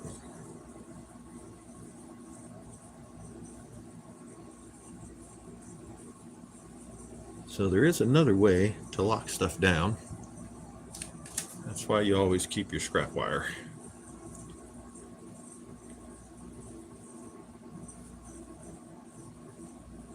Oh no, the pharmacist didn't tell me anything. On the label it said no alcohol, and I'm like, well, that's not a big deal. I can deal with that.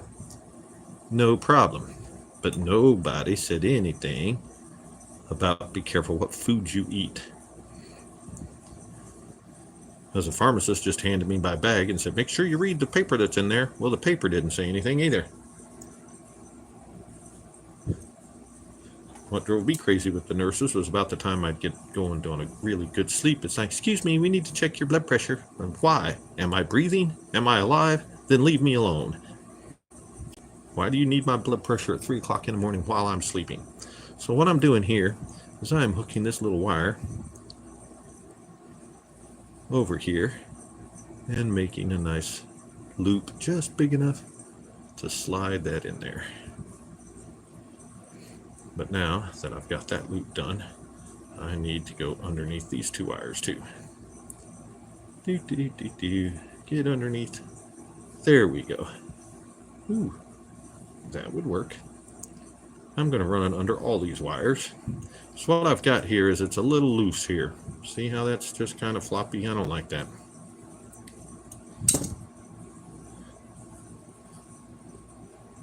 Yeah, it's like I've finally gotten to sleep. You guys were in here at midnight, and you're going to be in here again at 6. So that's 6 hours, which is 2 hours less than what we're supposed to sleep. according to everybody. We're supposed to get 8 hours of sleep, but you're going to come in here in the middle and wake me up. Now I'm going to take this little loop. See, I've made a hook there. We're underneath the wire that's supporting our bale.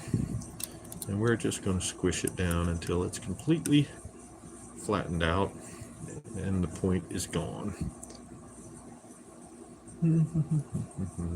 Just going to tuck it in. Tuck it in. If I can get a hold of it. It's not being cooperative. Turn just a little bit. There we go. We're just going to hook it underneath here. And what I'm doing, see, you can kind of see it from the front, but you can't really see it from the front.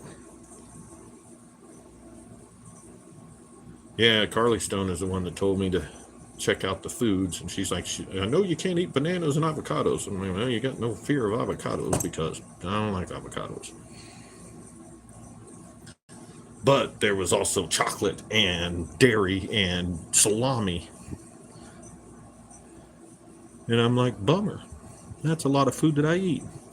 All right, so what I've done is I've added this little wire and I've hooked it up here beside my bale. And now I'm going to pull it tight and we're going to loop it over this one down here. Now what that's done is, see, now it's not quite as wonky as it was. So now, especially maybe if I can get it to come out here like that, maybe that'll even be better. Yeah, there we go. Look at that. That ain't wonky at all. The trick is how to keep it over there.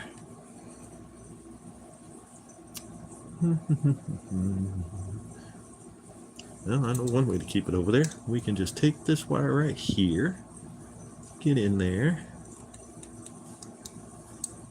and make a place for it. If I can get in there. There we go. Over the hump. Over the hump. Just make a little bend right there. Well, I wanted it over farther. So we're going to make a little bend right there.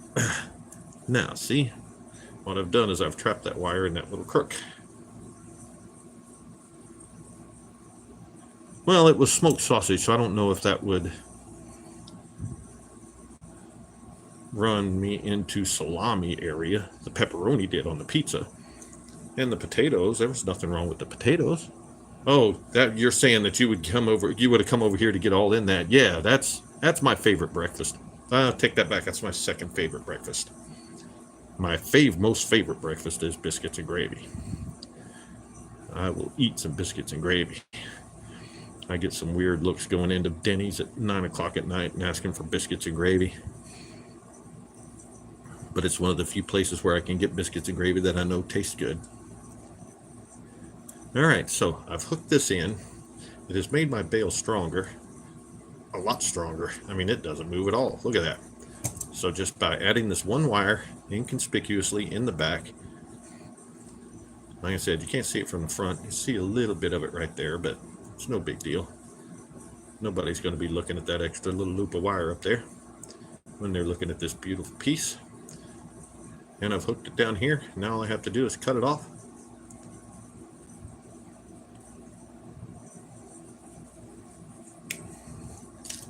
And loop it around so it's out of the way. And I've just made a brace to strengthen the whole structure with one little, 4-inch piece of wire that nobody's ever going to pay any attention to, but it's strengthened up the entire operation. See? Boom. There we go. And then I just used the flat of my thing and flatten it down a little bit. Now, we do have a problem. So everything is really nice here, except I have straight lines. Can't have that. So usually you would do like I did back here. You get a hold of it nice and tight, even with the stone, and do your twist. But I don't want, such harsh twist on there. So there's two ways you can do it. You can take this like I did before, spread it out, and just sort of twist the whole thing. And that gives you a more gentle swerve. See? Pretty. Or if you happen to have my beads. No! They're running away. Can't have that. Got to keep this thing even and level, apparently. Because while they won't come out of that groove front to back, they'll go off the end easy enough.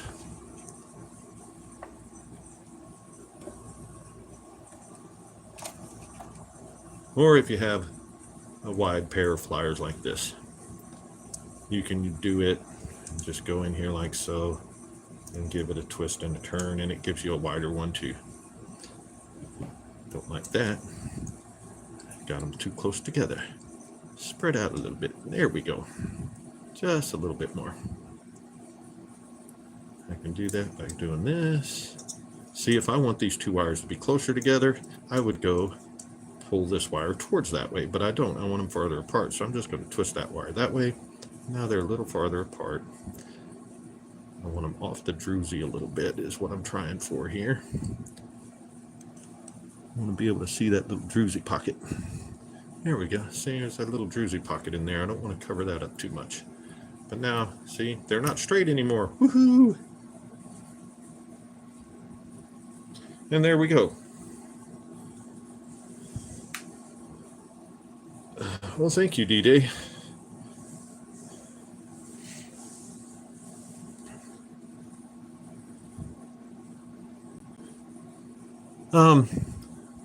Basically, it's Ms. Deb, it's an aesthetic thing. It really sticks out if you cross them over. Because, here, I can use a piece of scrap wire and show you what I mean. And a longer one, please. There we go.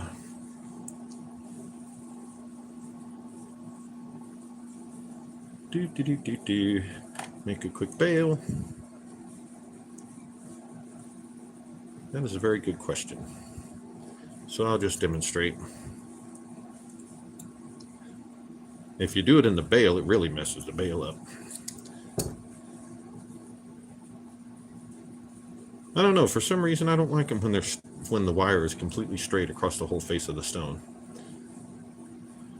Okay, so you've got your wires together here, and let's see if I have something real quick, real easy. Looking. Yeah, I don't. So we'll use this stone. Oh, actually, I think this one has a hole. Yeah, but the wire's not going to be long enough to go through that hole. So we'll just do this.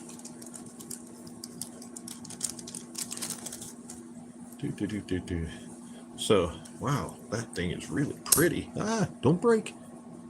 That thing's really pretty too. Look at that big old druzy hole in there. That is nice. I hadn't actually taken it out and looked at it. Okay, so let's say you're going around your stone here. We don't even have to have the bail sticking up there. You go around your stone here, and then your wires cross. So then you're going to get something like that. That's what it's going to look like on the front of your stone or on the side of your stone. It's just going to kind of, you know, it's just an aesthetic thing. You're going to get that instead of that.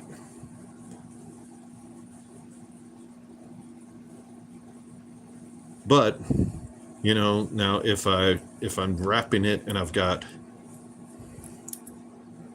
this wire going over here like so, and I bring this wire around and I bring it up like so, that doesn't always look bad. Like if I made a swirl here and I put it over top of the wire, you know, I've seen some people do that and that doesn't look too awful bad, but you can tell that this one overlays that one and you didn't, you know, accidentally twist it. You actually went over it on purpose. Because I've seen some people that come in and, like, you know, do like a swirl around here to lock in the stone, and then they do a design on top of it. Yes, trying to separate them would be a pain in the butt too, because they're crossed over, so it's kind of hard to split them apart. So I tend not to do that. And yes, since I figured out, now we got my bale looks good. It's just not quite straight, is it? Do. Straighten him out a little bit. Looks like his head's cocked. This is a good way to take care of that too. Just get it in there and kind of turn it. There we go.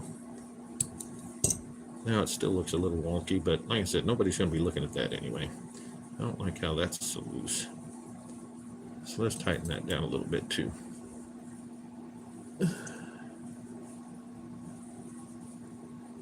And might as well tighten that one while we're back here. There we go. Now everything's nice and solid. That stone is going nowhere. The bale looks a little too wonky. Oops, wrong one. Got to be careful which ones you stick in there. You can use those if you want to square it off, but most people don't want it squared off. You're welcome, Miss Deb. Like I said, that's what I want my lives to be. We're chit-chatting, we're asking each other questions, we're answering each other. If I can make it into a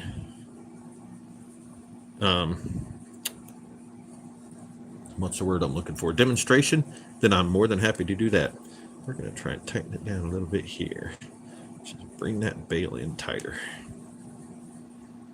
All right. Oh, man.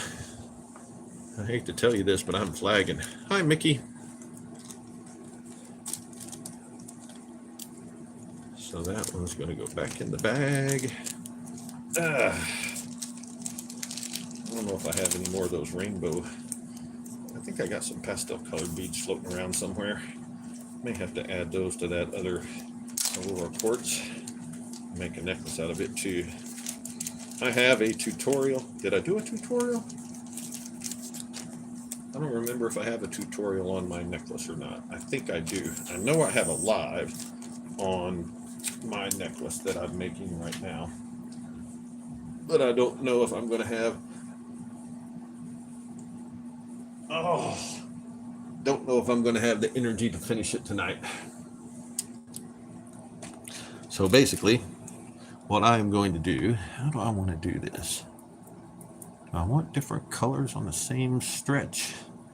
I don't know.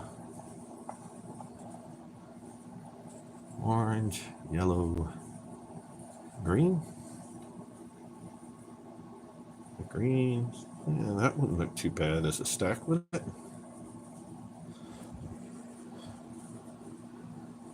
Yeah, that looks all right.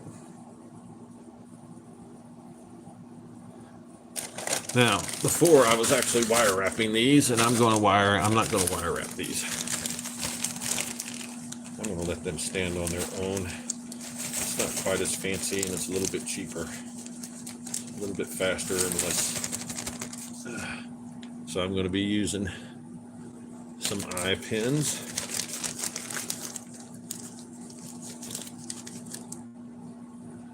Some mangled eye pins. Why do those pins mangle so easily?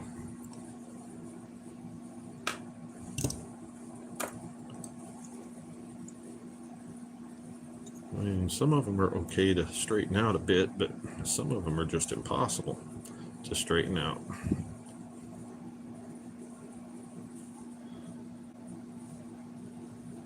So yeah, so here's what I'm going to be doing. We're going to stack these just on what that one, yellow.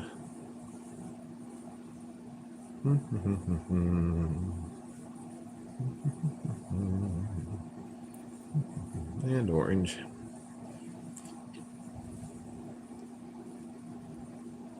Now I've got a whole bunch of these eye pins. You want your holes to be fairly close to the same size on each end.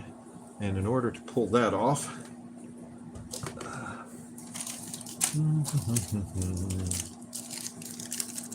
I took one of the eye pins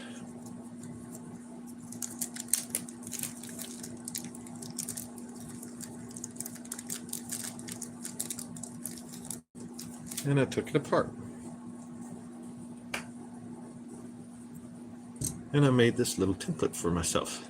It doesn't have to be perfectly straight, but this gives me the length of wire I need to make the same kind of loop that's on that end. So just bend that over, put these side by side.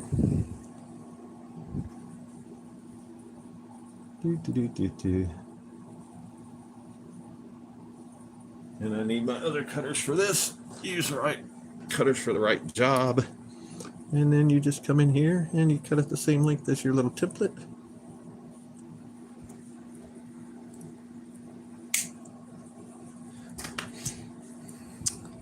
Double check to make sure they're close to the same length.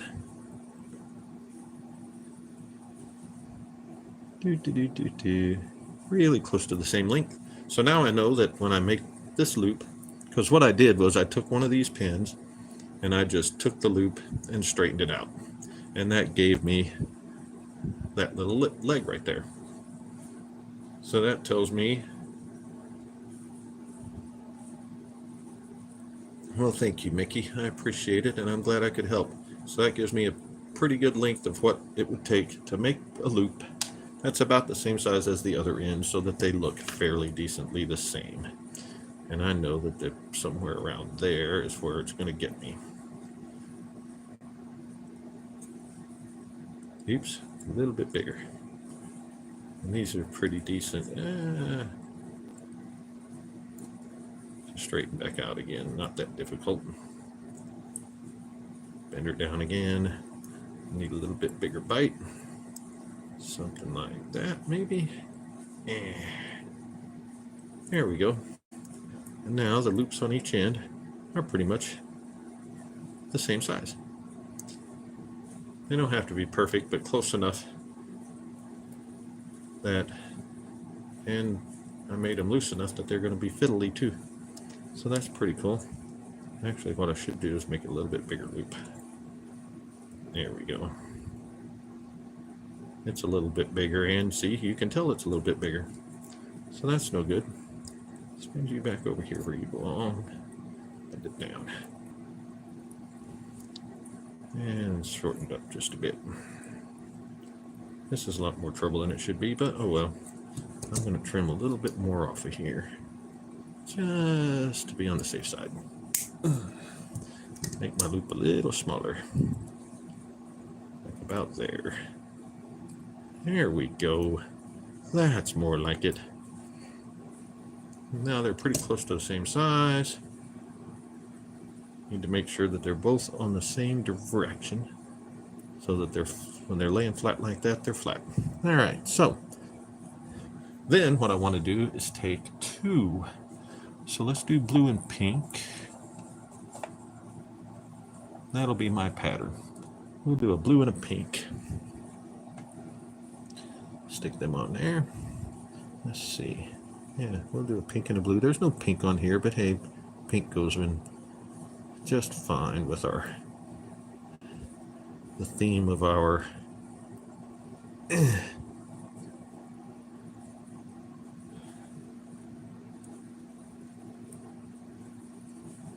and then we tell you where'd my template go? Oh, I put it over here. My template, see, the template becomes a lot more important as you go down to smaller beads because you're cutting off a whole lot more. So just lay it down flat, put your template, and that will give you a fairly decent same size loop every time, and that just makes it a lot easier if you know exactly how much you need to cut off. It's being a pain. There we go. Where did my cutters go? Here they are.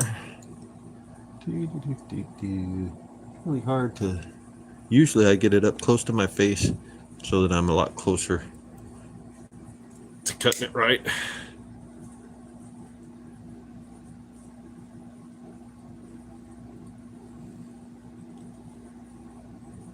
So there we've got that. And we know that our loop is about yay big. And we just make our loop. Make our loop. Loop-de-loop. bend it around so it's straight. There we go. Make sure that you didn't bend it at all and it's kind of facing the way it needs to be. There we go. So here is going to be our pattern. And then we're going to go singles.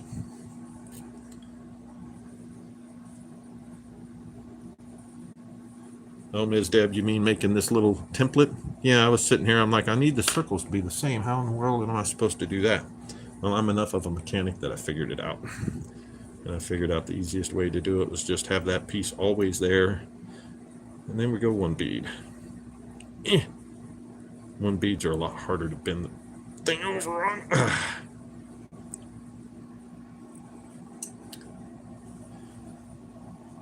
Believe me, you know, I appreciate the accolades that I get. I really do. But, you know, you guys are like wrapping master and things like that. You realize I've been doing this like 3 years and a few months, right?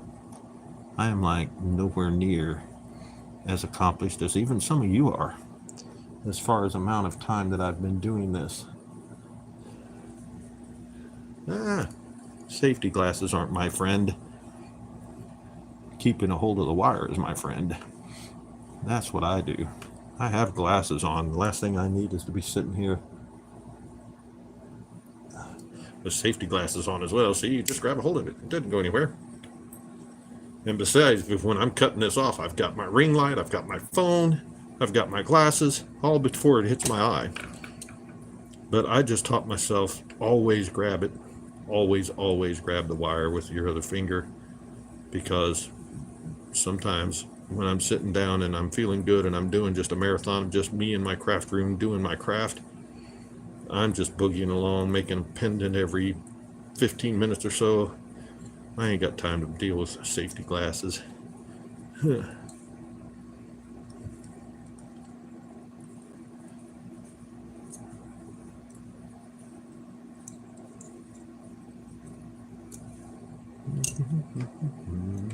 Make sure your loops are straight.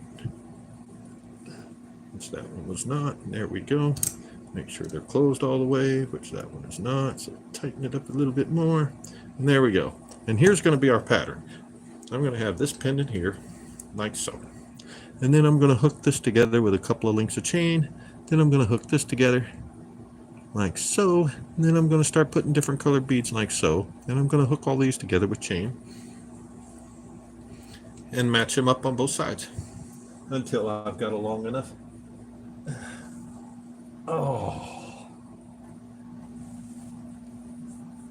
Until I've got 20 inches of chain or so.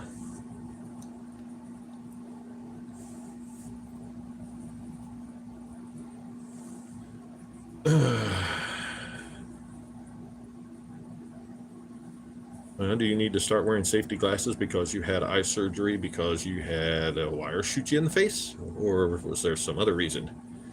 A year on your birthday when you accidentally found Matt.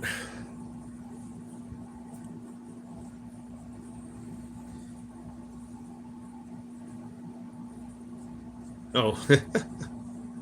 Yeah. Well, you got to remember, too, that I was...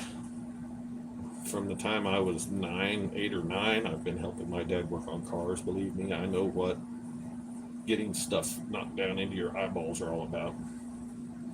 So yeah, I have cataract surgery. But yes, I protect my eyes by hanging onto the wire. I figure that's the easiest way to do it. All right, so what I'm going to do is I'll show you how I'm hooking these together. So I'm going to take 3 links of chain, because I like my focus point to be close to my first bead.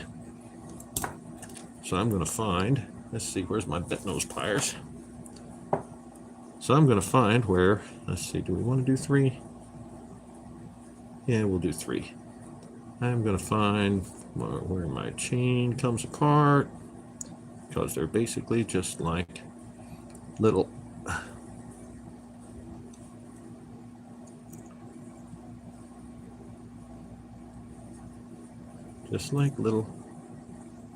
gotta hold it on the wrong side. I want 3. Come here. Alright, fine. I'll do it the hard way. Get off of there. Opens up just like that. Just like all your other jump rings. So I got 3 links here, and then we're just going to hook our bail through there. And close it up. Woohoo.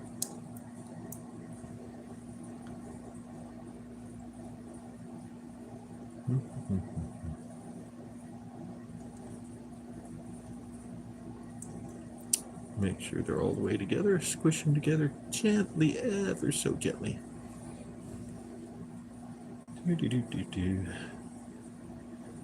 Then we'll open this one up.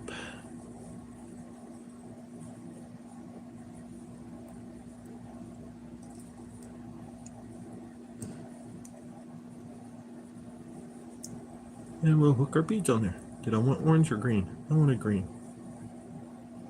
Green to be close because there's orange right there. Aha.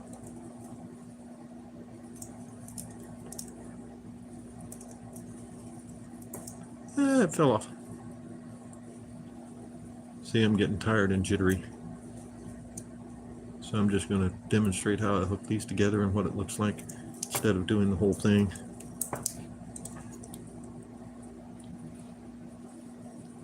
It's not closed all the way. Come out of there. Or is it? No, not quite. Almost. A little bit more. There we go. Now see, that's how those go. And that's how it's going to hang on your neck. Like that. All right, what am I missing?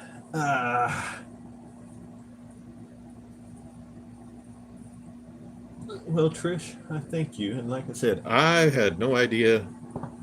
And I know from watching some of you that I seem to be faster, and I seem to, I don't want to say be better. I seem to be able to do it easier than some of you. Some of you, it seems like it's a lot harder for you, and it seems it's easy for me, really. I mean, I'm not going to lie. To me, doing this is just easy. But it's something that I enjoy doing. When I started this, I had no idea that I was that crafty.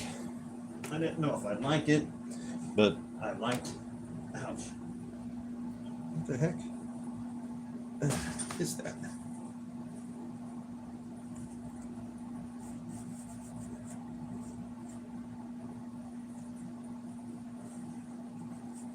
Sorry, something was on the floor. It was sparkly at me, so I wanted to make sure it wasn't a piece of wire that's going to get shoved into my sucking foot. Okay, so I've got 3 between here, and what I'll do between these 2 is go 4.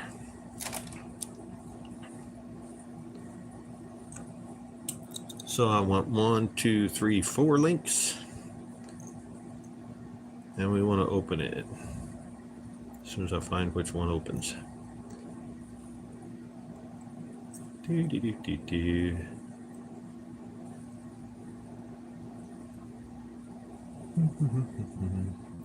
So we're going to go 4 links. I did 3 between the main subject and the first bead. Then I'm doing 4 between these beads, the 3-stranded beads, and the 2-stranded beads. I guess you could say stack. I guess that's what we're calling it. And yeah, it's just like this. It's just an easier way to use jump rings, because I mean, these open just like jump rings. They're small just like jump rings, but they're already hooked together. So you open one end and you hook the other end, and boom, you've got 4 jump rings in a row. And it's just easier. And I think it might have been Trish that we were talking, or maybe it was Tanja that we were talking, that it just lays better than it just lays better than jump rings do.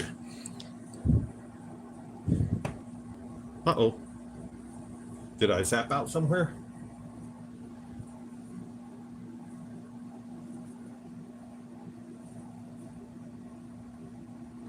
Did I buffer? Did somebody miss something? Because I looked down at my phone and it went reconnecting. So how long was I gone?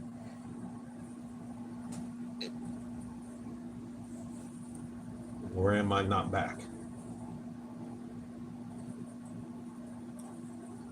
Somebody say something.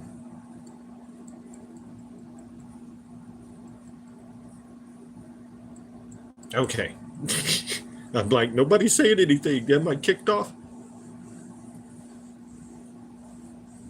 Okay, awesome. Like I said, I just looked down at my phone and it's like I looked up from the putting that chain on there and my phone was saying reconnecting. So I was like, what happened? Oh no. Okay, so I'm still there. All right, so I did 3 and 4, and I'm going to continue this 4 because that just seems to be far enough apart. So then I'm going to take another 4. 1, 2, 3, 4.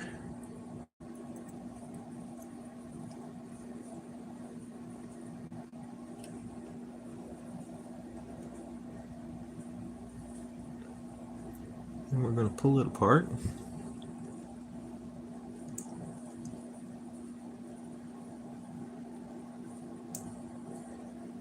Hook it on there. Hook it on there.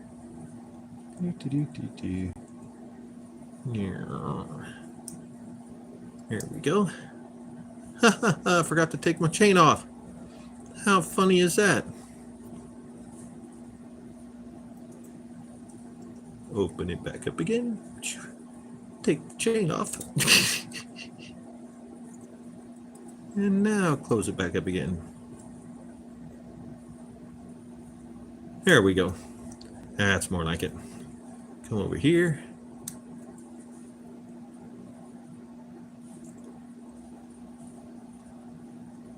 Hook our single to it. Oops.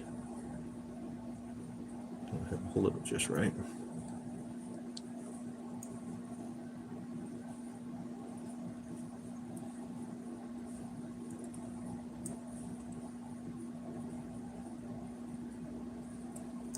Whoa, that one went all wonky. Come back here. I think that one got ruined. So we're going to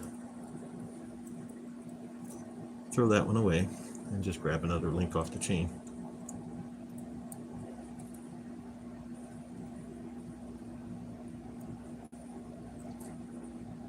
As I opened that one too wide, apparently. It got bent out of shape. And it's just easier to throw that away than it is to try and fix it. Hook you in there. Hook you in there. Closed up.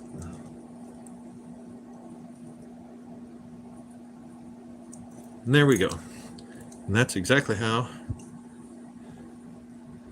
my pattern's going to go. So now I'm just going to do single beads the rest of the way up. And this was an orange, so I'll go a yellow and then a green. And then a pink.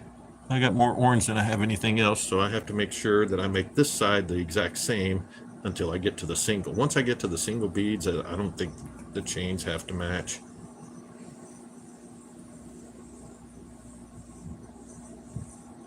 You hang the chain on an eye pin and measure each link of chain.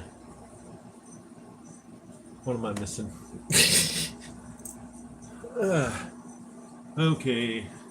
Not sure where I'd post, okay.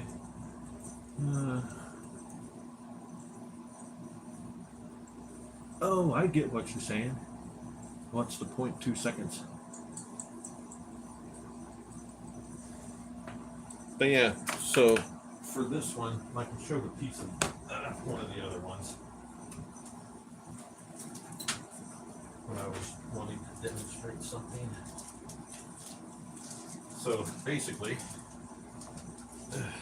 I'm just going to finish out the pretty colors until I have 20 inches, 18 inches or so of chain. I just lay it out like this and measure it when it's 18 inches. Then I'll add a couple of inches of chain, add 1 inch of chain, and, or no, I'll add one, basically, yeah, I'll add 2 inches of chain so that they can, you know, go from 20 down to 18s if they want to wear it shorter. but I think that's going to come out really pretty, all those rainbow colors. I will not do well, I'll do multiple beads on the other side, but I'll do single beads the rest of the way up. So it'll be something like this. See, here's my focal point, and then I did my 3 beads, and then 2 beads, and then I did single beads all the way up to the clasp. See if I can spread it out in a way that we can see it easier. So yeah, it'll look like that, just different color when I'm done. And I'll post it on Matt's. I'll put it on. Did Tiff just pop in and say hi the one time and then disappeared? See, I just added a couple inches here so that they can adjust it. But yeah, I do focal, 3, 2, 1, 1, 1. So yeah, for this one, it took what? 3, 4, 5, 6, 7, 8. So this one took 16 beads. 6, 7, 8, 9, 10, 11, 12, 13, 14, 15, 16. See, this one took 16 beads, and it made the main one 16.5 inches long. So this one's shorter than some, but that's because I ran out of green beads, so it just had to be shorter. That was my last green bead, was up here, so I just had to make it a little longer. But that's the pattern. I bought it at Michael's, so I don't know if it is or not. Probably not, but I don't know.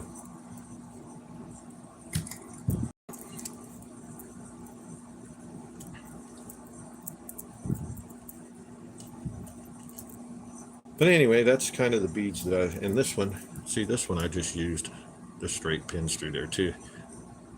Let me show you the other way that I can do it, or that I have done it, because you can make it fancier. And either on the live where I made it or the tutorial that I did, I made it fancier. There we go.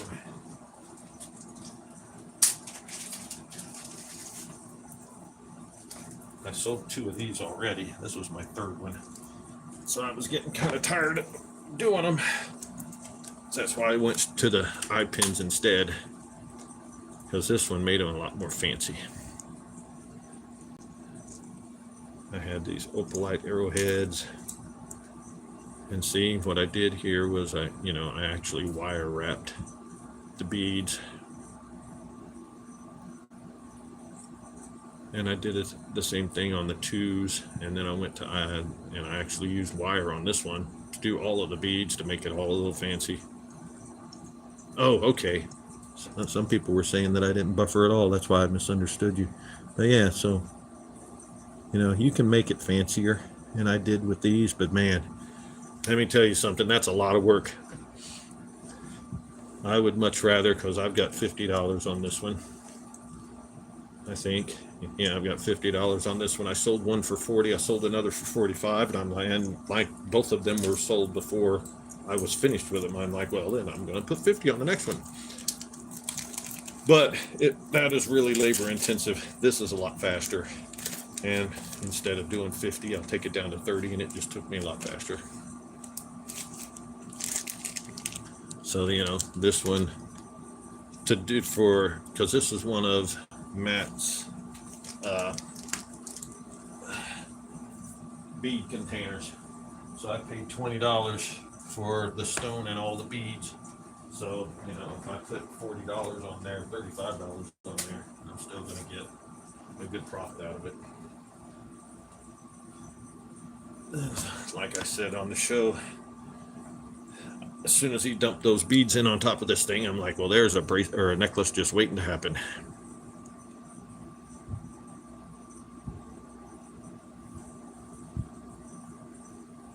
Okay, well, Miss Deb, thanks for watching me, because, yeah, somebody here in this chat, I think a couple of you maybe in this chat, asked for live shows, and I'm like, man, I don't even know how to do that.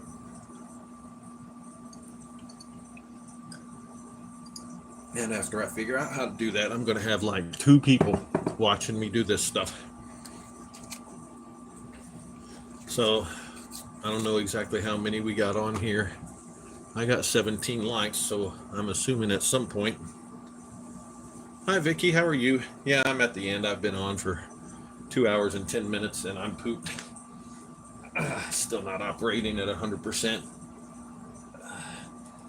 And I'm tired because the pills I'm on are giving me insomnia, so I'm not sleeping like I should either. It's fun hanging out with you guys too. Like I said, I've got 17 likes, so even if you're my groupies, so even if, everybody actually went and put in a like that showed up, at least 17 people were here, that's worth my time hanging out. I mean, it's not like I'm wasting my time. I'm definitely going to sell the stuff that I'm making on here. And I get to hang with you guys and actually talk to you instead of, trying to see if I want the next stone and can I grab the one that I want before somebody else grabs it. So sometimes it's hard to pay attention to the chat and pay attention to the stone. Switching my water bottle, sorry. So anybody doing anything fun, cool, and interesting here in the next near future? I'll hang out and talk with you for a few minutes if you want, but I'm done working. Well, you're welcome, Val. Like I said, I was told that been told by a few people that they like my style, and I'm like, do I even have a style? I'm just making stuff. It looks pretty to me. Hi, tie-dye, how are you? Tie-dye and Dawn Fiber Arts. Rainbow Fiber Arts. Well, look what I'm making. I'm making a rainbow pendant.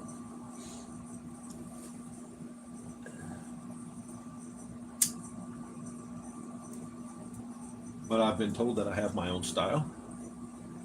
Well, thank you, Vicky. I've been told that too. All right, now my voice is not where it should be because of my... Yeah, I'm glad I'm working too because I sat down and did that one. And that one, the Tree of Life that I put on my Facebook, I made that. It took me like 20 minutes and I'm like, man, I'm sitting here sweating. Feels like I just ran a mile and I made one pendant.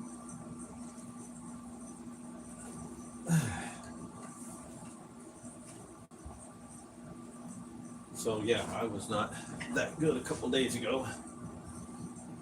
And then, see what I've got is this infection was all the way up into my jaw and up close to my ear.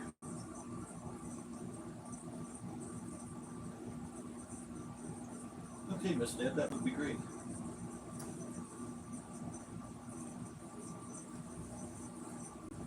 So the problem is that after they went in and cleaned it out, then they put a drain under my jaw. So it was kind of draining into a bandage, any of the infection that was left over. And the infection had been wrapped around all the sinuses and the tubes in my ear and everything. So sometimes I would just, be walking and like a sharp pain would hit my ear, feel like an ice pick got shoved in there. I had 3 different people look at my ear over a week's time and there was no ear infection, which is what I thought it was. And then every now and then I would get dizzy.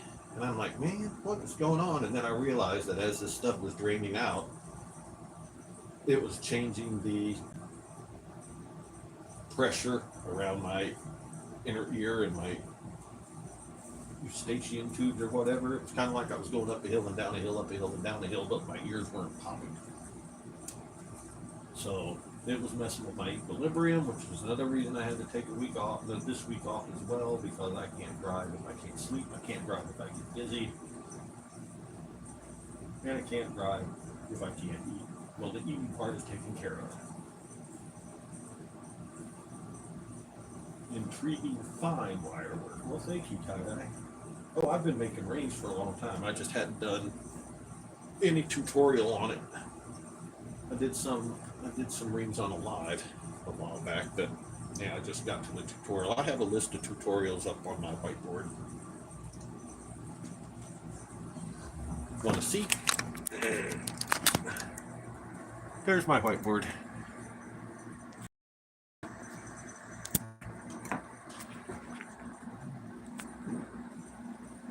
So I have certain notes there on what is in what sets, and there's my list of tutorials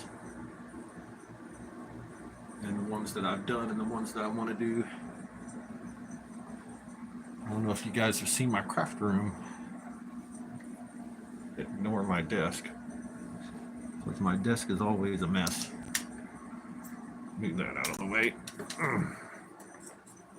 There's my closet with my stuff in it that I take to my shows, my fridge, my desk, which now is a mess because of this, and my computer, bookshelves with all of my stacks and stacks of beads, my photo taking section, the tent I was going to be sleeping in when Dad was there. There's my tables, there's all of my stash of stones. So yeah, there is my craft room. Not very big, but it's perfectly fine for me. I guess I shouldn't have got that out of the way, because now I got nowhere to put the phone.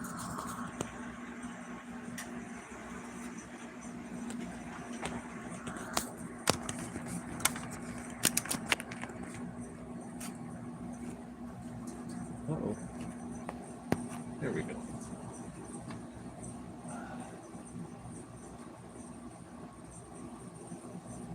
Oh, yarny rabbit hole. Good night, Val. I haven't played in a long time. While we're here and we're at the end, I needed to know something anyway before I tried playing anything like that. I would like to do, I've got a lot of people asking me to do music on my live show. So I was thinking about doing that. I started playing because there was I started playing, but I wanted to learn how to play. Over the Where Art Thou reinvigorated my love of bluegrass music. And at church, they had a band that had a fiddle, a couple of guitars, a mandolin. But nobody had a banjo. I'm like, well, I want to play music with these guys. I should get a banjo and learn how to play that thing. Boy, howdy, I wish I picked a guitar. You'd think with 5 strings it would be an easier thing to do. But no.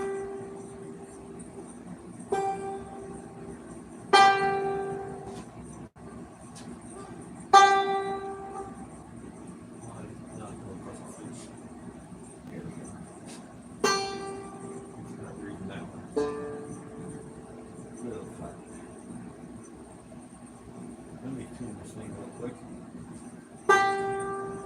There we go. That we're really tight. Hold on.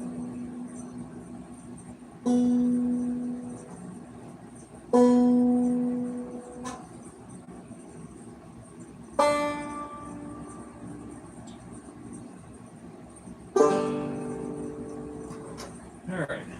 What I need to know is, can you guys... Night, Trish. Can you guys hear this with my headset on? Is that off or on? Okay, that was on. That's what I need. So, we're just going to go here. Can you hear this?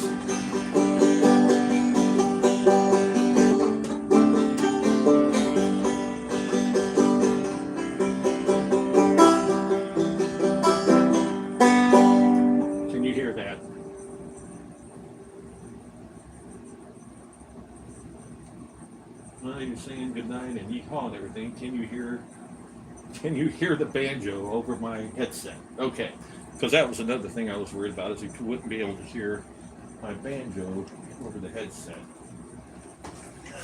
because of the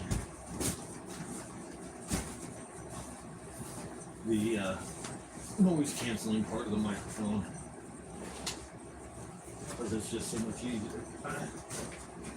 I was told on some of my other videos that it wasn't very easy to hear me when I did not have my headset on.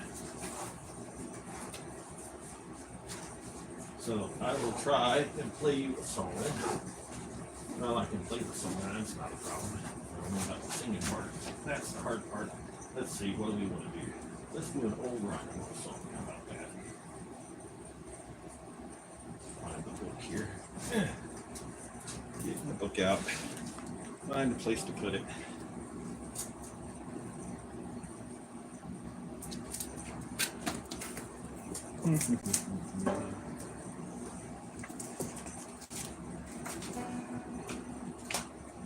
Ooh, don't want to do that one.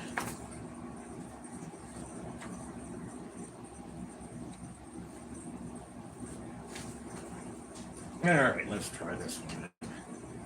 Let's see. No, let's not try that one.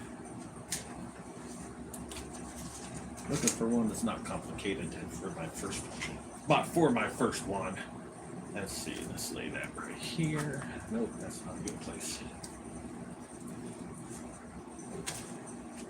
All right. Now, in order to do this right, I need this.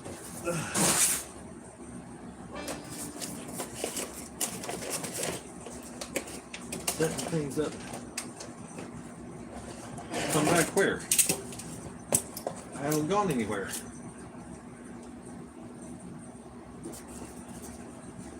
My headset went with me everywhere I went.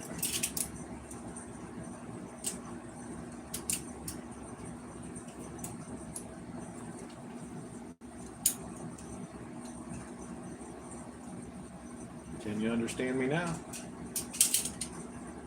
Because like I said, I've got my headset on. So I'm not going anywhere that my headset's not.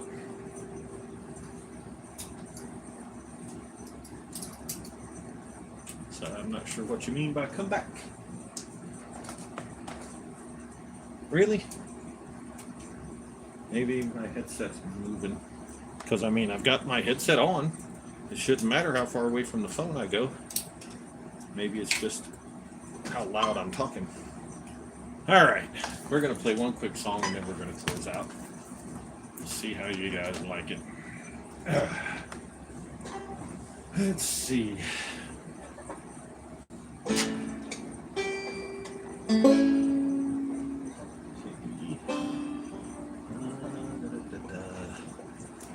Find a song that's got something fairly easy to do here. That one is not easy at all. See, I haven't played this thing more than a couple of times in well over a year. So I'm going to pick something that's easy to play.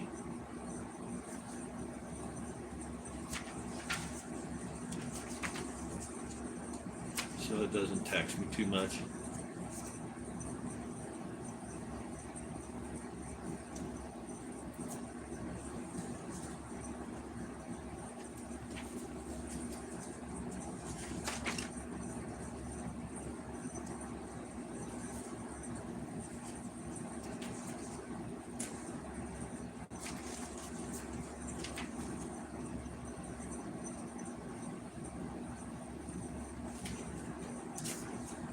And something that I don't have to sing with a lot of oomph.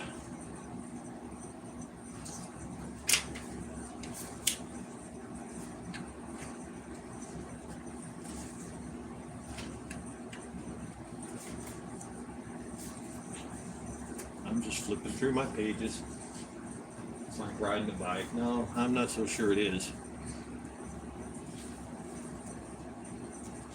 My fingers can easily forget where some of the chords are supposed to be, and how fast I'm supposed to be.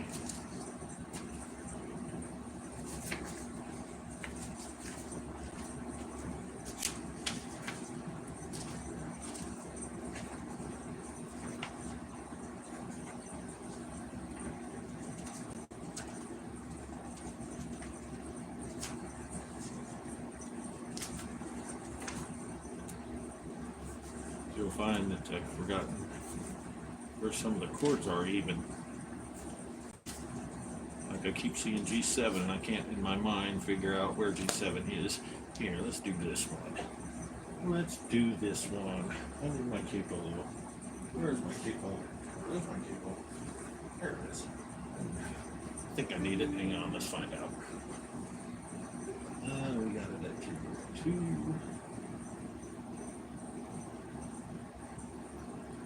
Let's see. Oops, that's why I got to get that one too. There, now we sound.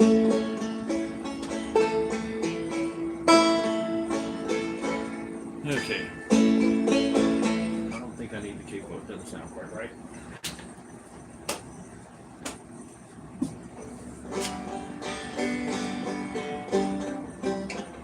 Oops, wrong way.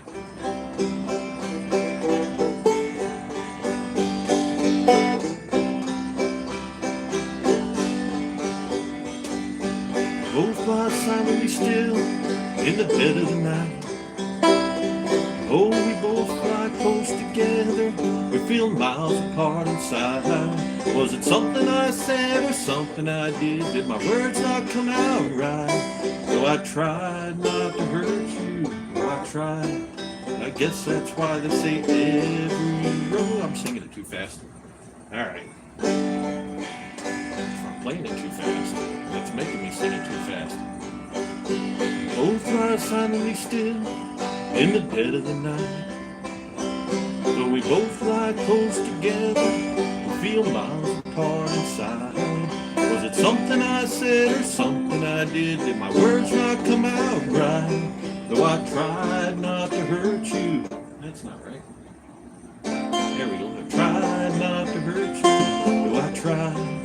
But I guess that's why they say every rose has its thorn. Just like every night has its dawn. Just like every cowboy sings a sad, sad song. Every rose has its thorn. Yeah, it does.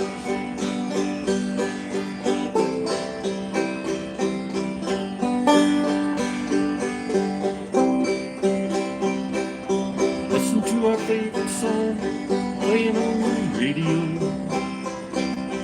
Hear the DJ say love's a game of easy come, easy go see. Yeah, it's not like riding a bicycle, is it?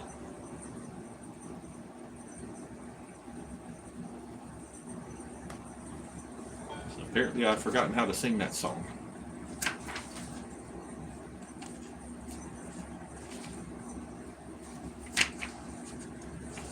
So if you want to try and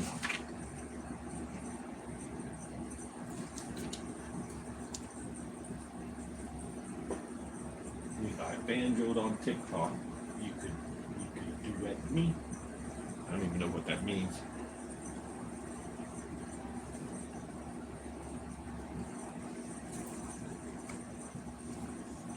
Let's see. Let's try this one.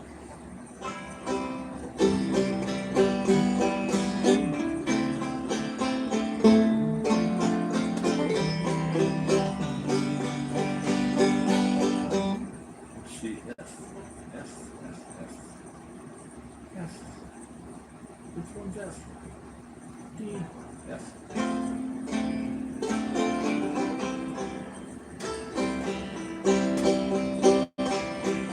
Wise men say, lonely fool rushing.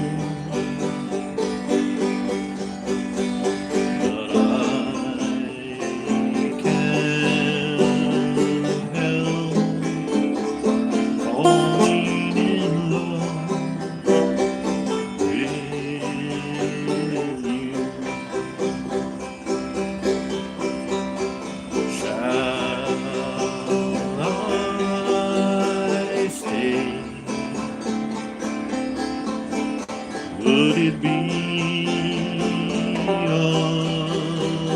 sin if I can help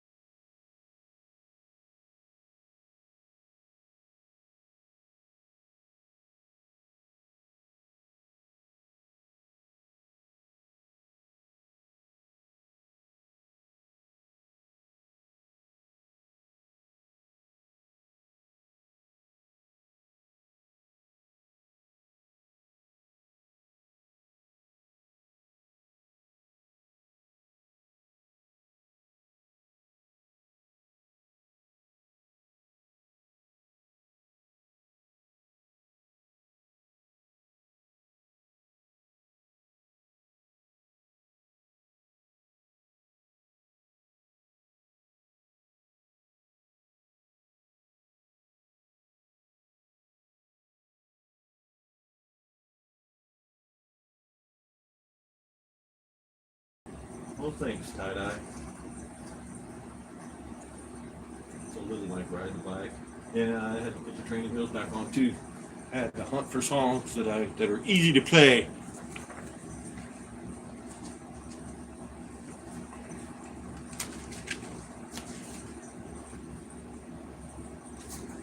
Okay, want to hear one more?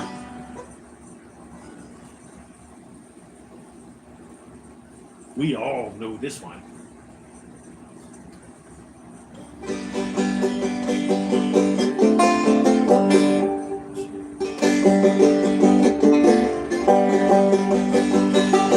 I thought love was only true in fairy tales, made for someone else and not for me.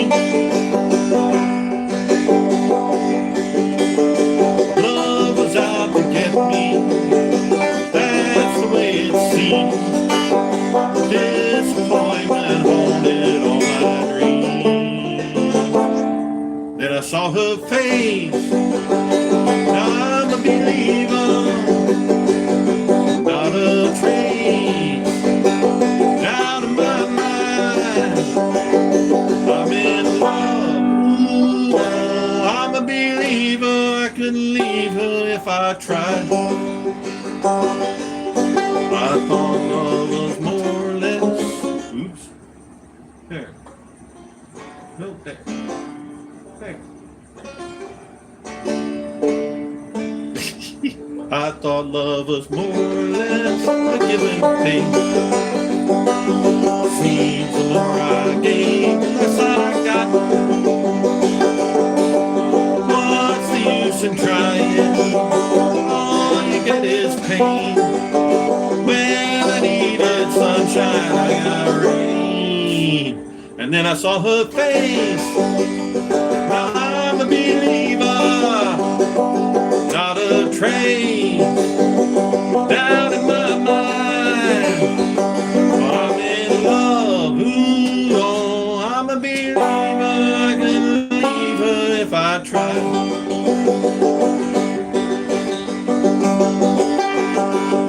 Love was out to get me, that's the way it seems. Disappointment haunted all my dreams. And then I saw her face. Now I'm a believer, not a trace, down in my mind. I'm in love, ooh, oh, I'm a believer, I couldn't leave her if I tried. Yes, I saw her face. Yeah, I can't do that. Now I'm a believer, not a trace, down in my mind. I'm a believer, yeah, yeah, yeah, yeah, yeah. Said I'm a believer, I'm a believer, I'm a believer.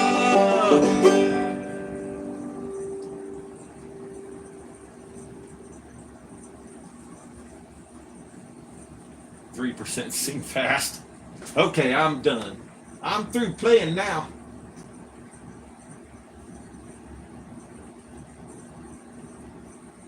Pick a key, any key, huh?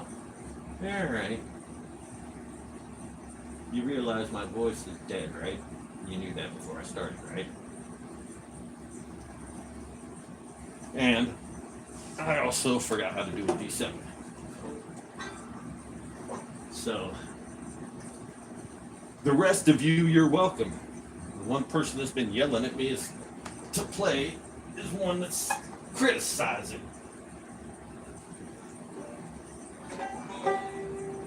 So I tried it, it didn't work very well, so that would be the end of that.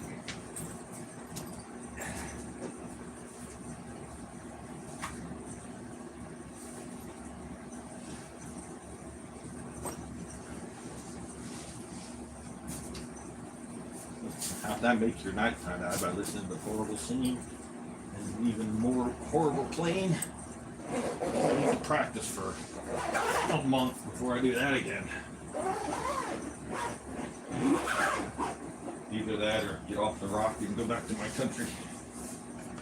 But I figured I'd play something that everybody would know.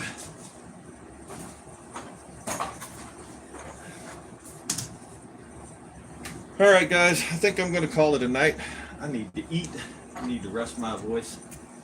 Well, yeah, it was very spontaneous. Somebody just asked me when they saw my banjo if I'm still playing the banjo. So, boom, spontaneity reigned. You guys are asking for it. I gave it to you. Didn't like it. So I quit.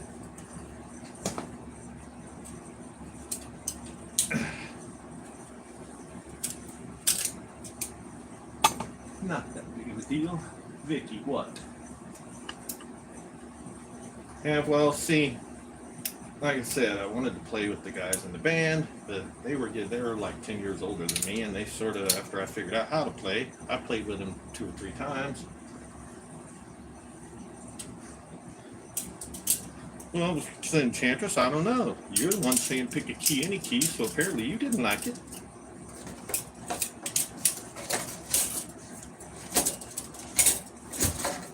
But anyway, they got older and they quit getting together and playing, so I was the only one playing, and for some reason I have discovered that the banjo is a very, what's the word I'm looking for?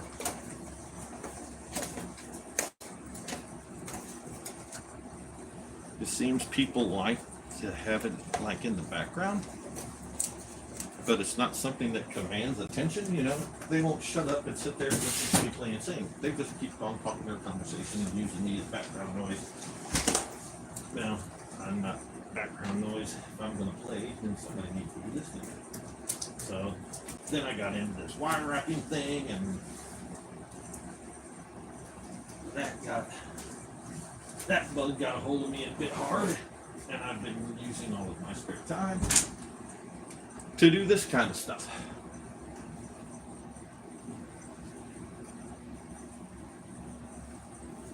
Well, you see, that's the thing, I thought banjo was cool before I knew who Steve Martin was, but I lived in the mountains of Kentucky at the time.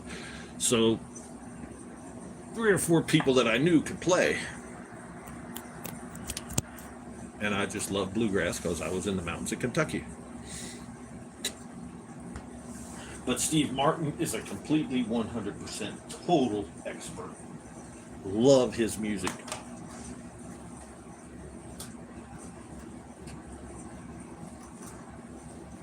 Well, you see, it can stand out on its own if you're actually doing the picking part.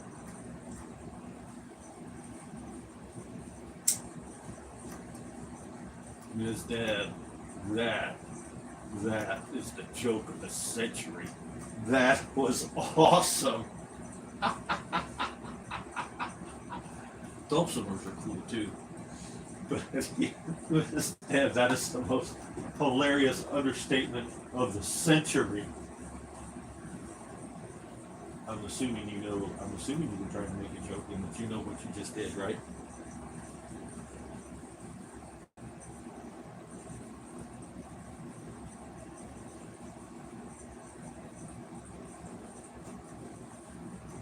Vicky, who are you saying can really play?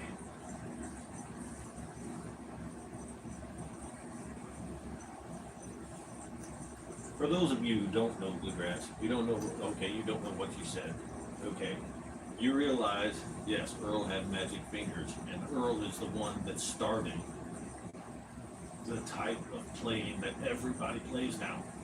The 3-finger picking with picks on the thumb and the 2 fingers, he started that. That is he was the breakthrough banjo player of the time because everybody else did what I do. They strummed or they claw hammered. Yes, okay, Vicky. Yes, he can really play. But yeah, Earl Scruggs started the 3-finger picking on a banjo, which everybody does now.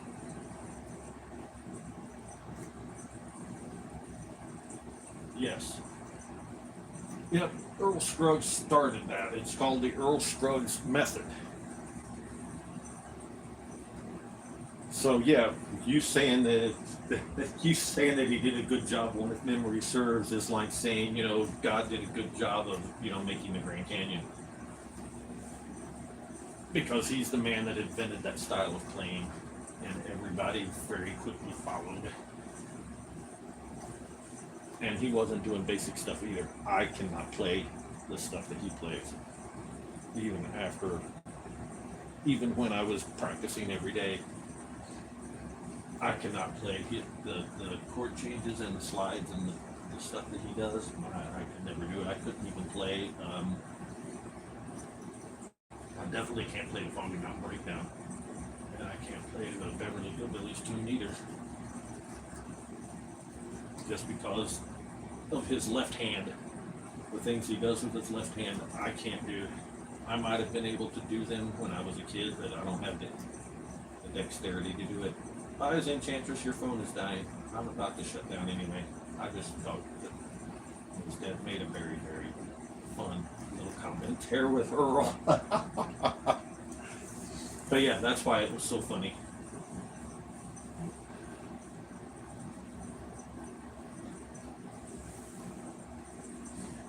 I don't think a bunch of scotch would help you much. I was gonna say I can do some three finger picking, but my fingers, using wrenches and tightening and loosening nuts and bolts and all that stuff through all of the years, my fingers do not have the dexterity to do that anymore. If I had actually been able to sit down and learn when I was a kid, I probably could play very well, but I didn't. It was 15 years ago, so I was 40 before I ever picked one up. And I tried my best to learn the three finger picking. And I can play some songs. There are very few songs I can play and sing to.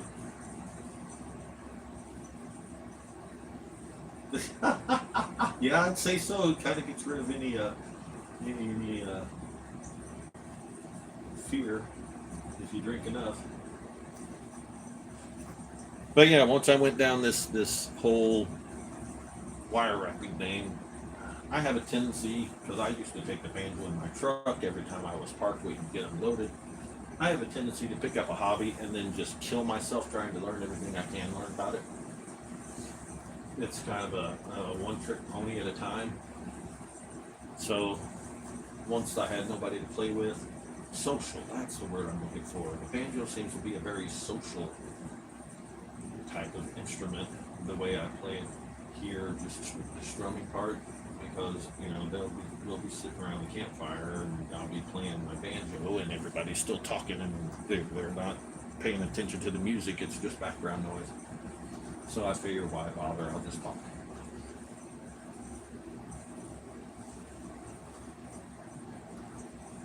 So when I started doing the crystals and learning how to wire wrap, I did the 100% all in. I'm not doing anything else but wrapping or watching videos about wrapping. And then I had to do craft shows, so I watched hours and hours and hours doing craft shows, how to do them and how to set up and what to do and all of that. And it just I become single-minded when I'm trying to learn something new.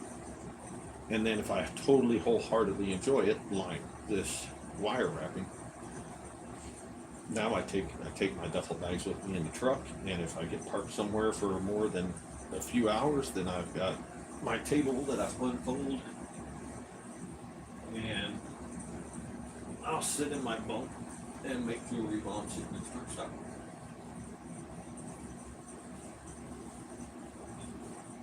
But anyway, that was my banjo playing debut on my live. And I am going to have to say goodnight because my voice is shot and I have to get some food. So thanks for watching. I have no idea when I'll do another one. I was just I was home, I was capable, Matt's not on, and I had the time. So I figured I would throw a couple of lives on here for you. And like I said, here in the next couple of days, what is today? Is today Wednesday or Tuesday? I don't even know.